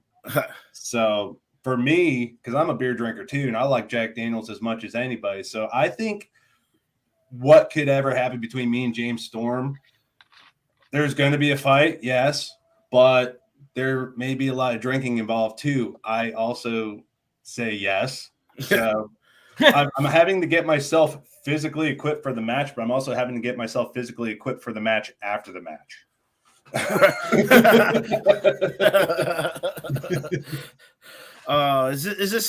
Do you think this will be your toughest challenge to date, or? I think it'll be one of them. I think it'll definitely be one of them. So, like, over the last few years since I started kind of getting into a position where I'm starting to face names and people in the industry, I'm getting to this point, or once I first started doing that, I lost my train of thought. Fuck it. I've been there. It's ring, baby. What was the question? One more time. What's your like? How are you preparing, or what's it like to face a big name like that? So I know the first name I ever wrestled was Gangrel. Ooh. It was a tag match at VCW in Norfolk. It was when I was in the tag team Noise Pollution with Rock Richards. We fought the Bang Club, them and Kevin Thorne, and just the fact that I'd always watched both of them on TV, especially Gangrel, and to walk in, especially a green-eyed kid, where I'm just like, what am I going to do? I'm kind of going to get murdered.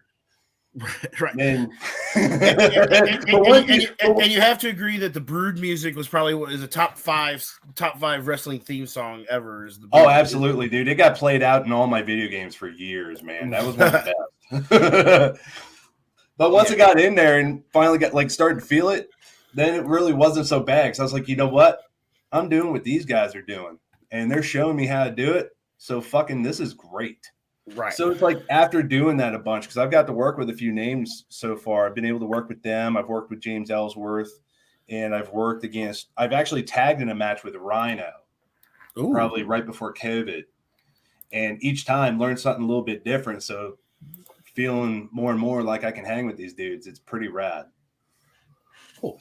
Jeremy, what you got? What you got from Max? All right. You know, Haas had mentioned in the beginning that you are booked all over the place. You are known all over the place. And for those that are just tuning in, and for those that have been tuning in the whole show, I'm just going to name a few of the promotions that you're going to find Mad Maxx Morrison. All right. So we got Ultimate Championship Wrestling. We got Danger Zone Sports Entertainment, Monster Factory Pro Wrestling, Fusion, and Shockwave Wrestling Entertainment. And like I said, those just are a few. Uh-oh. Let me go ahead and correct you on that one, good sir, because you are reading an old resume. Very old resume. If you want to go ahead and find me, you can find me at Eclipse Wrestling in Altoona, Pennsylvania, where I am the heavyweight champion and have been for a full calendar year, and nobody's took it from me. So you can catch me there. On top of that, I was just going to get there. Well, that's where I'm working, man. I gotta let them know. Have you ever heard of the saying "the best for last"? See? Why you gotta wait, man? It's good shit. Well, it is good shit, but unfortunately, what was sent to us was old shit. So yeah. I'll get that updated for you, man. Because I appreciate it. Much love. For yeah. So what got you? Obviously, you were probably. It says here that you're a longtime wrestling fan. What's the first wrestling memory that you had that you could think of? So I think I must have been like 6 or 7, but I remember going to, because I was in the Boy Scouts. I was a good kid growing up. Good kid, did a bunch of dumb shit. I was in the Boy Scouts, where I learned how to do good shit safely, or dumb shit safely. Let's put it that way.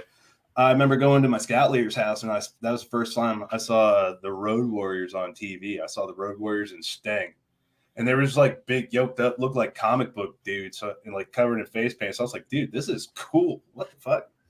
So it's like I want to put some face paint on now, dude. Absolutely. I mean, who didn't? You know? I mean, if it took me 37 years to finally like break down and put on paint. Now I paint like half of my face now. It looks like a big bruise.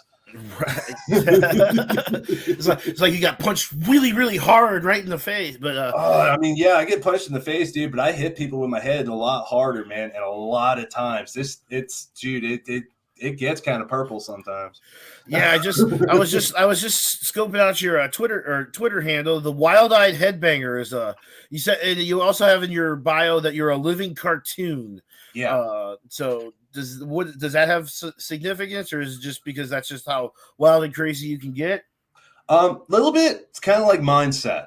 Mm-hmm. So the Wild-Eyed Headbanger, dude, I got a tough ass head. That's like my whole thing. And I'm a metal dude. I like to bang my head. I got a way of life about me. It's just the way I live and the way I do things. The thing is, this thing takes a lot of damage. I swear to God, it's a human shield and it's a fucking battering ram. So it's and I usually walk out pretty good. I mean, I use a lot. Sometimes I have a rough night at the office, but most of the time I come out good. And a lot of times it makes me feel like I'm a Looney Tune, because I swear to God, as much damage as this thing takes, I'm still coming back. It's like somebody stamped Acme on this thing. You know what I mean? Right. It's like you're the road. It's like you're the road runner, and you're like Wile E. Coyote. And every time the road runner hits you, you still come back the next time. You know, maybe less a few hairs on your head from the burn marks, but you know. Dude, I feel more like the Tasmanian devil kind of doing Coyote's work, man. I'm always putting shit together, trying to solve problems. So it's like, all right, well, it's going to blow up in my face. All right, let's bring Haas back in here. Haas, you got something for Max while we're waiting for Maestro to come back? So, as most people know, you're not only a wrestler and a father, you're also an actor. You act in several horror movies, and I actually saw that you have one coming out in 2022. Yeah. So, what can you tell us about that? So the one I think you're referring to is it's a holiday short by Michael Taylor and Noelle Berger. It's called The Naughty List. And it's a story about like Christmas gone wrong. So bad. And it's gonna be great. It's dude, that's why I love doing these movies, because they're horror movies are meant to be so bad. They're done with so much passion, and you can totally appreciate and love it for what it is, but you know that it's gonna be like dirt shit bad. But that's what makes it absolutely awesome, because it has like all the spirit.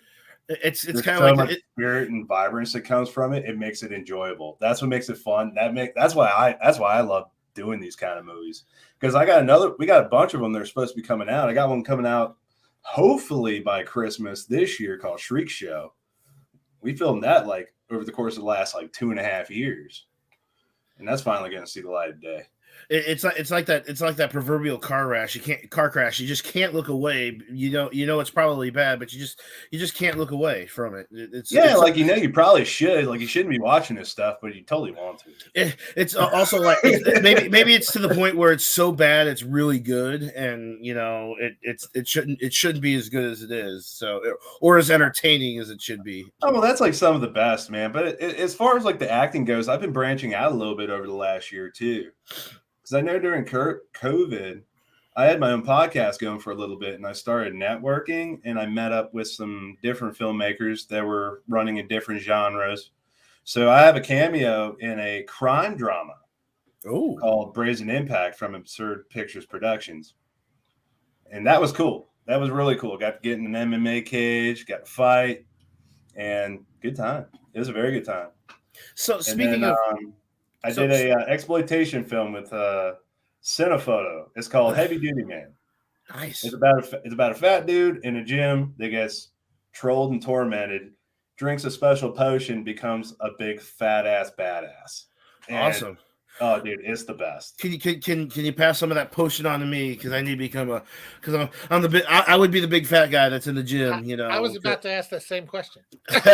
Oh, dude, yeah, because he gets. We shot a mock trailer for it, had a bunch of good people on it, and we had so much fun. Like, just the way it went is he's going through, and you got the gym guys, they're in good shape. whipping him with the towel, calling him a piece of shit, be like, oh, come on, piggy. But then he drinks this stuff. He's like, oh, yeah, this is my Hulk potion. And it turns into this big fucking hulking action movie badass he's going through. He's like having sex with all the women, shooting all the guns, saying all the crazy one-liners and stuff. Looking at the camera, be like, fried chicken. It's like you said, it's like so bad. It's so bad, and so over the top. You're kind of like drawn to it. It's just kind of like like a moth to the friggin' bug flame, zapper, dude. I'm telling you. So speaking of during COVID, you said you during the pandemic you did some podcasting and you networked and stuff. But speak to how you kept either in shape or for wrestling for when it came back. Were you wrestling during the pandemic? Because I know some promotions were running like shows with no crowds and just to keep TV taping stuff. But were you doing any of that kind of stuff, training, or were you just doing the podcast thing, or a little bit of both, maybe? So a little bit of both. Like, I kept really active during COVID, especially during the first half. And because once, like, I'll be honest with you, that weekend in March before everything shut down, I literally had like a 4-day stint on the road. I went to a funeral in Virginia Beach, and then the next day I played drums for a band called Broke by Sunday out there, a cover band. And then I immediately hit the road and went to Philly because I was working the Elimination Chamber that night. And then I went to DC the next day to work Raw at the Cap Center, and then went home and did my day job after that. So it's like, and it was the WWE show at the Cap Center. Was that the last real live show, or was there? It was one of them. So once that happened, I had all my bookings after that got canceled. Like, I was ready to like hit the road, go a bunch of places. They all got canceled, just like trickled down. So once that started happening, I was like, shit, I got to do something since I'm not going to be on the road. So I took a credit card, man. I maxed out a credit card, and I got a good bit of basement space. I bought all the weights and mats and bench, all that stuff. So since I couldn't go to the gym, I brought the gym to me, and I kept active. And then on top of that, I got a pal with a ring. I went and trained, but we did all the protocols and stuff. And I just tried to keep active the whole time. And at the same time, that's when I thought, like, just different creative ideas. Like, I figured since I'm not going to be going on the road and doing my table, and it's like, well, let me see if I can't get good at marketing. And like through COVID, I learned how to do video production and audio editing. So I got into the podcasting, and that turned out to be fun. It had a good chance. It was a good chance for me to like meet some people and actually socialize when we couldn't, because I had a show called Social Disturbancing. I did it by myself for like 12 episodes. And then I brought a couple pals of mine. One of them, his name's River the Psychopath. He's my new tag partner in the Static Age, which we can talk about later. But I did that for a little bit, learned how to do graphics, learned how to do video. I taught myself all kinds of marketing. I bought this banner, all my tablecloth, all my merch stuff, and then I figured out how to build my business. And then on top of that, did everything else. So yeah, it's like I kept my mind sharp, I kept my skills sharp, and I kept my body sharp, like as much as I could. But then once the regulations started to lift, that's when I started dipping my toe in the water and performing again. But through most of it, over at Eclipse in Altoona, we did the empty house shows where we just recorded for the internet, or just to sit at somebody's house, Right. How weird is that to do? Just to being so used to working in front of fans. How weird is that to work in front of nobody? And if I can be frank, I fucking hated it. But I hated it so fucking much. Pardon me for cussing so much. No, it's fine. You should have heard us. We're fine. Cool. So it sucked because you couldn't feel the crowd, so it was hard to work. But at the same time, it gave us the opportunity to kind of have to learn how to do a different kind of storytelling. Right. So through that, I kind of took that and started learning through that experience, kind of how to work better, how to work from a mindset as opposed to just like putting shit together, go out and do a bunch of moves. Because I was trained by the old school cats, and that's where I've been trying to get to, is how to tell stories in the ring. That's what I love about wrestling. So took that opportunity to learn how to do it. and that you said that you learned how to do the graphics and all the podcast and stuff like that. You kind of set yourself up for a second act, maybe after you're done in the ring, maybe to help out with the backstage stuff, do interview, stuff like that, because that's not stuff that comes easy, but you learned how to do that during COVID. So you're set up for that. So Jeremy, you got a couple questions? Yeah, I wanted to ask more about the musical aspect that you've been getting into. Okay.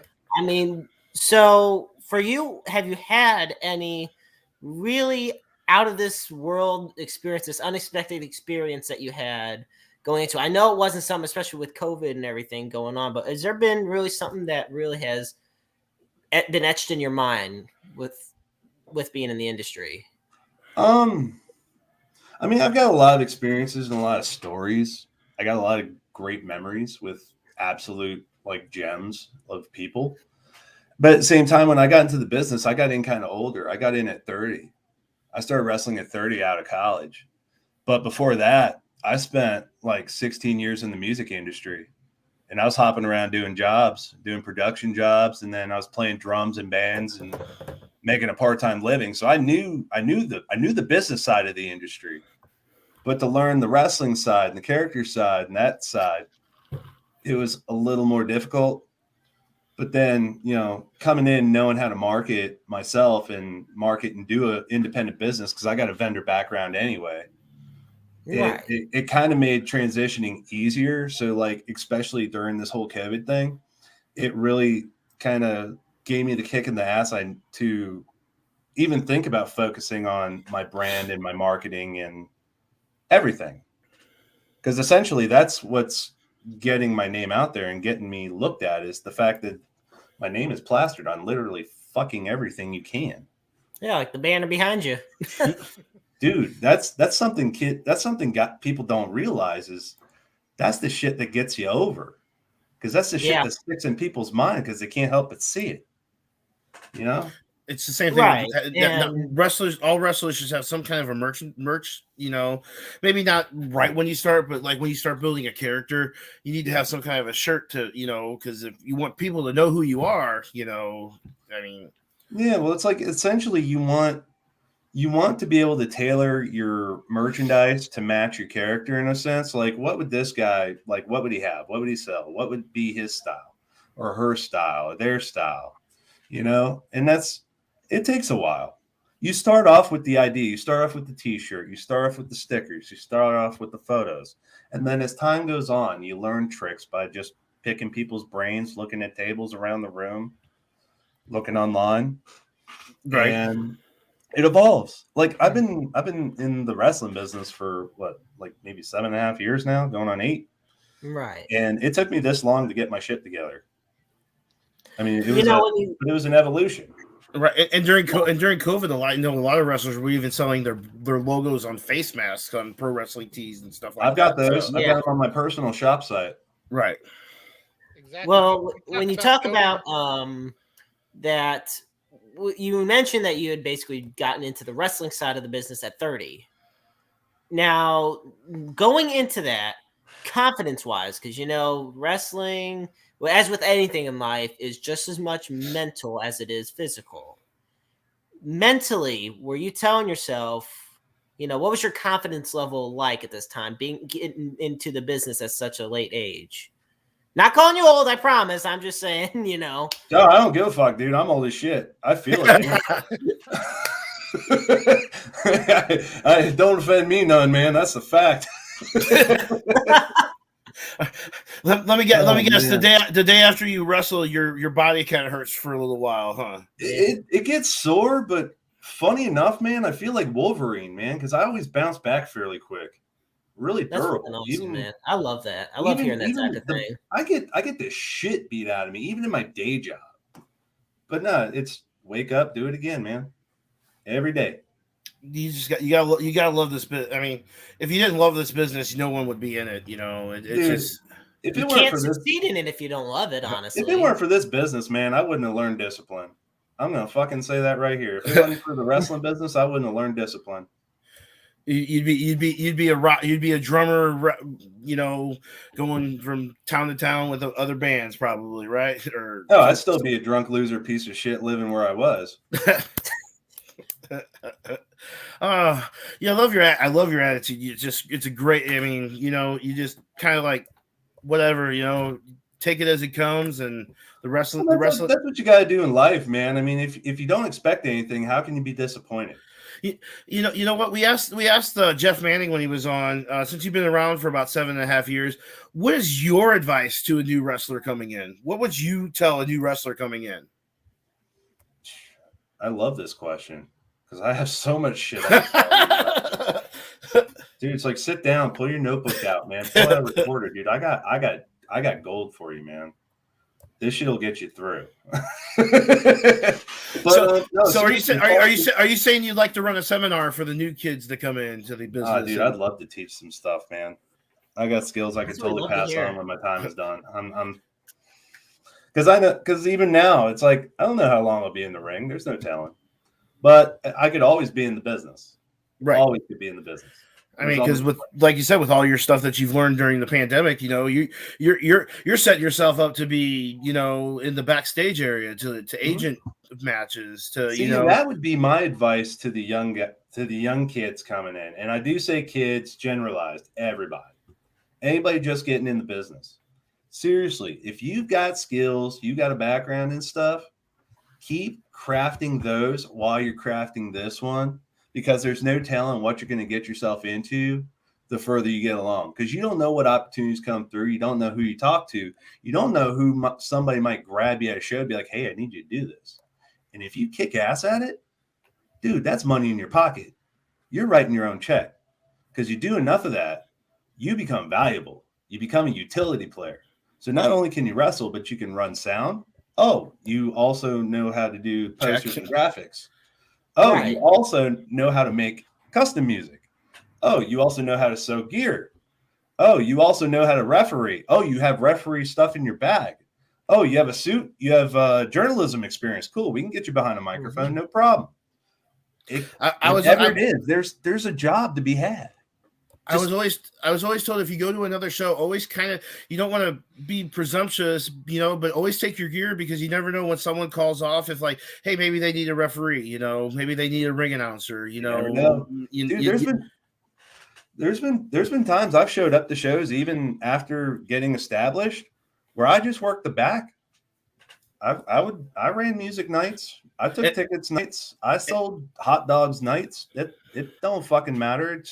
It's what you do. It's part of, I was always told by the wrestlers, always have a mask gimmick if you can, because in case they're one short, you could work. Especially if you don't have a ton of visible tattoos. Right. Yes. That shit's hard to cover up. Right. Or unless you were trying to figure out a mask gimmick for a hot minute, man. I'm just the costume part. That's why I don't get, like, some of these guys got tattoos all over. I'm like, whew. Yeah, it's just crazy. It just, and also another thing we were talking about is paying dues, is, helping set up, get there early, help set up a ring, help stay late, help tear down a ring. If you can't, I mean, well, think about it, dude. These guys, I did that from the first show. well, these folks are letting you come in there and use their ring. They're giving you a platform to, like, perform your craft. Why not help? I mean, it's kind of a dick move not to. And I know you probably, I don't know how long you've been, but whenever, like, I always tell the story, is like whenever I first started to be trained to be a referee way back in the 90s, there were no schools out there. There were no schools out there unless you went to California, or maybe to Florida. But I mean, there was no schools here in the Midwest. If you didn't get that ring set up 2 or 3 hours before the show starts, no one got training time in. Everyone was training on gym mats. So I mean, it's just crazy. Sometimes I just don't see the whole paying the dues thing in the wrestling business right now. So, well, there's different ways of paying your dues, man. There's all kinds of different ways. It ain't just setting up the ring. It ain't just this. It ain't just that. There's just all kinds of ways. Promotion too. If you're on a show, send out those posters. Send out the ticket link. Go paper the town. Fuck it. Right. Exactly. Make a day of it. Have you ever worked in the St. Louis area? I don't know if you have, St. Louis, Central Illinois area, or are you just more in that the Pennsylvania type area? No, I'm more or less. I stick around the East Coast. Mm-hmm. I actually have played drums out in Chicago once. Ah, yeah, I did a 3-day gig over there at an anime convention. That was probably interesting. That was a fun time, man. I got paid good. Haas, you got something else for Max? You know, I was going to say earlier, you were talking about having to figure out what. My mind just went blank now. Anyway, it happens, man. It's a thing around here. But yeah, he's never probably been hit with the head with a chair. But now you were talking about having to figure out what merchandising would work for you with your gimmicks and stuff. We actually interviewed a tag team last week whose name was the Lumberjacks. Mm-hmm. And they had one thing there that I had never seen before. They actually had coloring books. Ooh. That they were selling to the kids. And then they told us that they actually had lumberjack jam that was going to be jarred and they were going to sell at the shows. So, you know, that goes right into what you were talking about there about finding what works for you and what goes with your gimmick. Yeah, totally find an interest, man, because there's a market out there for it. Yeah, you got something interesting like that, dude, tailor make it. Because like all the stuff I push out is all stuff I would either wear or use. I can't tell you how much of my stuff has my damn sticker on it. Dude, the other thing too, I'll tell you with merchandising, marketing, and having all this stuff, if you got a brand logo, something, especially with a website, you take a stack of stickers, man. You take them and go, that's how you paper the town. I call that guerrilla marketing. Just back of signs, bathroom walls, toilets, all kinds of shit. Get your brand out there, man. I mean, and wrestlers should. How often would you say the wrestler should get a promo pic? I mean, because there are wrestlers that are probably using promo pics from 5-6 years ago. Oh, dude, every time you change something up, man. Seriously. Like you trim your beard, get new pics. Like you get a new piece of gear, get new pics. You put on some face paint, get new pics. Hell, I'm due for new pics because I just started wearing face paint. And I actually just saw on Facebook that you just got new ring gear as well. Yeah, I'm way stoked about that. So way stoked about that. It looked really cool. We actually have a question here from the Night Owl, Renee Martinez, who you've talked to a few times when you've been here before. He wants to know, what's the perfect movie role for Mad Max? Perfect movie role. I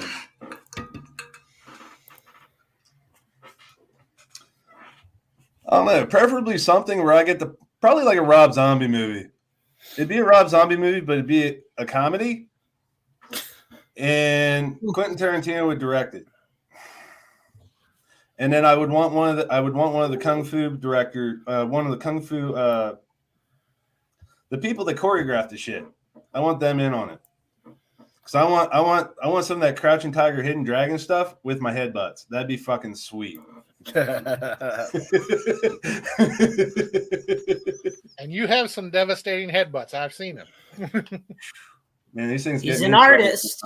That's why you call yourself a headbutt artist. I tell you. It is. You're gonna leave a few dents. My art, dude. Leave a few dents. Got to go to Harbor Freight and pop it out. Oh man, dude. And then in my day job, I hit my head on pipes all day, man. So it's like this thing stays in training. Right. Never a dull moment for the top of your head, huh? Never. Are you sure? We should have replaced, instead of you wearing that hat, we should have given you a football helmet like back there to kind of put on protection. Dude, my head is a football helmet. What do I need that shit for? So are you the master of the pile driver? Is that what I'm not the master. I'm not the master, but I adopted from a student of the master. And I keep it going, man. Like Damian Wayne, I'll be real. I took so much of his shit, but it's okay because he gave it to me. And that's what makes it cooler. I am actually working on getting Damian Wayne on the show here. So, oh, dude, I'll help you talk to him, man. He's cool as shit. You'll love him. Do you have a favorite match in your career? Like one that maybe you could pick out as a favorite? Probably the one I had with Wayne at VCW. That was fun. We beat the shit out of each other. And that was the first time I came back and actually got to work him established. Because me and him, when I was training with him, we wrestled in Danger Zone. It was a tag match, all us greenies and him. And I ended up tatering him a bunch of times. He done cussed me out, all this shit. I felt like such a loser. But then I just went down the path. I got better and all that shit. And I finally got myself established. And then I show up at VCW. They booked me against Wayne. And now I'm going toe-to-toe with the man himself. And I'm holding my own with him. And I got the seal of approval afterwards. I felt good as fuck. So, yeah, that's probably my favorite. Because that one meant, like, the world to me. It's like teacher versus student and student. It's how they build it. But in my head, I took it as another lesson. Mm-hmm. I took it as another lesson. As he was teaching you another lesson. You didn't take it as regular. You took it as like you were sitting in the dojo somewhere under the learning tree. Totally under the learning tree, man. And I got to show him some shit too, and he loved it. So, Jeremy, do you have a final question maybe for Max? Yeah, I got one. All right, here we go. All right, we had already talked about how the hype is high for you facing off against James Storm soon. Mm-hmm. I mean, like I said, we talk about big names. Is there somebody, whether it be from the past, you know what? I'm going to say just the past because since you are a longtime wrestling fan, you know, wrestling's in your blood. Is there a wrestler that was in the past that you would have just loved being in the ring with and have a match with? Brody. You're gonna make Luke Roberts really happy because Brody's always. You're gonna make Bruce Simmons really happy, dude. I want to get in there with Brody, and I want to get in there with the Sheep Herders, and I want to fucking just learn what they do. Yeah, it's so good, especially Brody, man, because he was an anomaly. He was a fucking artist. I'm gonna be honest. No shit. I straight see a little bit of Brody in you just from the energy you give off. You know, may not be 6'8", but I do see that energy you give off, of that intensity, that love for wrestling in it. So, I mean, that's a hell of an opponent to have. You know, I just try to have fun at what I do, man, and I just hope everybody has fun watching. At the end of the day, you know, that's what you go out there, you do your best, and you hope people enjoyed the ride. All right, so Haas, do you have a final question that you want to send out to Max? You know, I've seen him many a times, and I enjoy watching him in the ring. So thank you. I think I'm good on the questions right now. So, all right. Well, I only have one more question. Is like, Max, would you be willing to take part in our Wrestle Talk game show challenge to take on the Maestro one-on-one in a trivia challenge? Sure. Okay. Well, you know what? He's accepted the challenge. Haas, hit that music. Well, how's it work? We just going?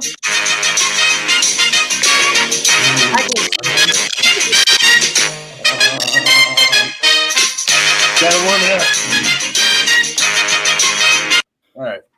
All right. Hey, I'm an announcer. I'm going to do my best announcing voice, even though I'm a little stuffed up right now, a little congested. Do this. You're going to need that against me, baby. The weather changing. All right. So this is best 2 out of 3 falls questions.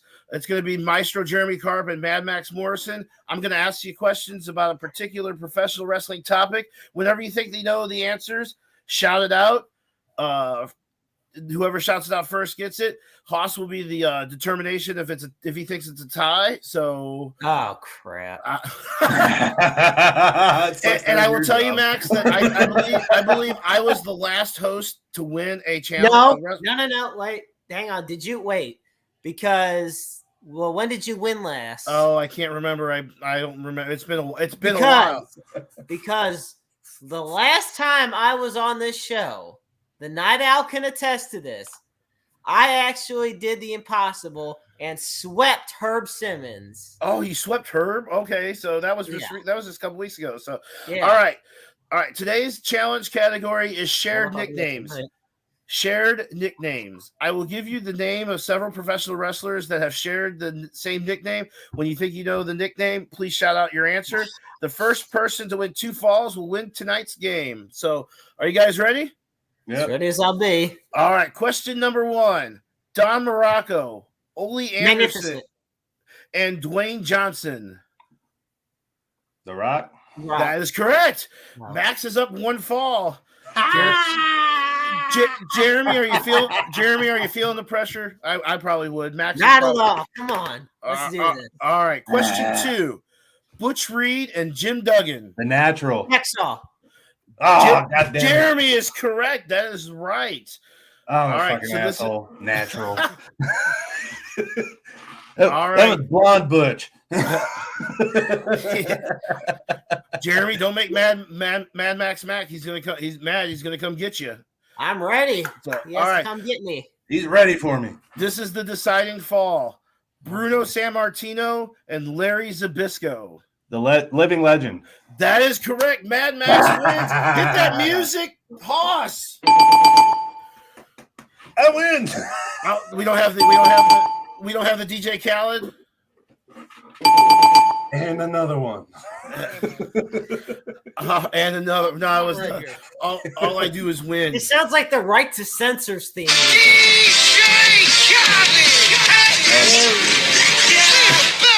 I do is win, no matter what.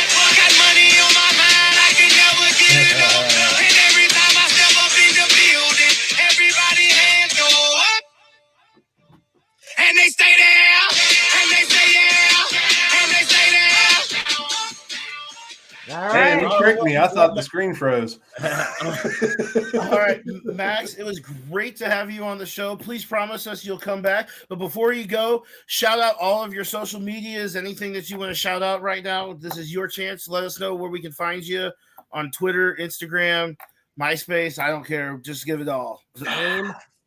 Fuck yes. Dude, Facebook and Instagram, Mad Maxx Morrison, 2 D's, 2 X's, 2 R's. Look it up there. Check out the Static Age. It's myself and River the Psychopath, new tag team. We're going to get booked everywhere. Just watch. Check out Twitter, Wild Eyed HDBGR.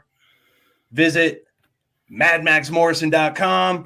You can visit my shop at shop.madmaxmorrison.com. I got cool shit and I make custom shit, so holler at me. And I'm on TikTok. I don't know what my name is though. I just watch a bunch of shit and I post my stuff. That's why I have a TikTok too. I just really watch it for videos because I like to see how stupid people can be. So yeah, so. It makes my wrestling matches look way cooler. All right, Mad Maxx Morrison. Thank you so much for being a part of the Wrestle Talk podcast. We can't wait to see you again.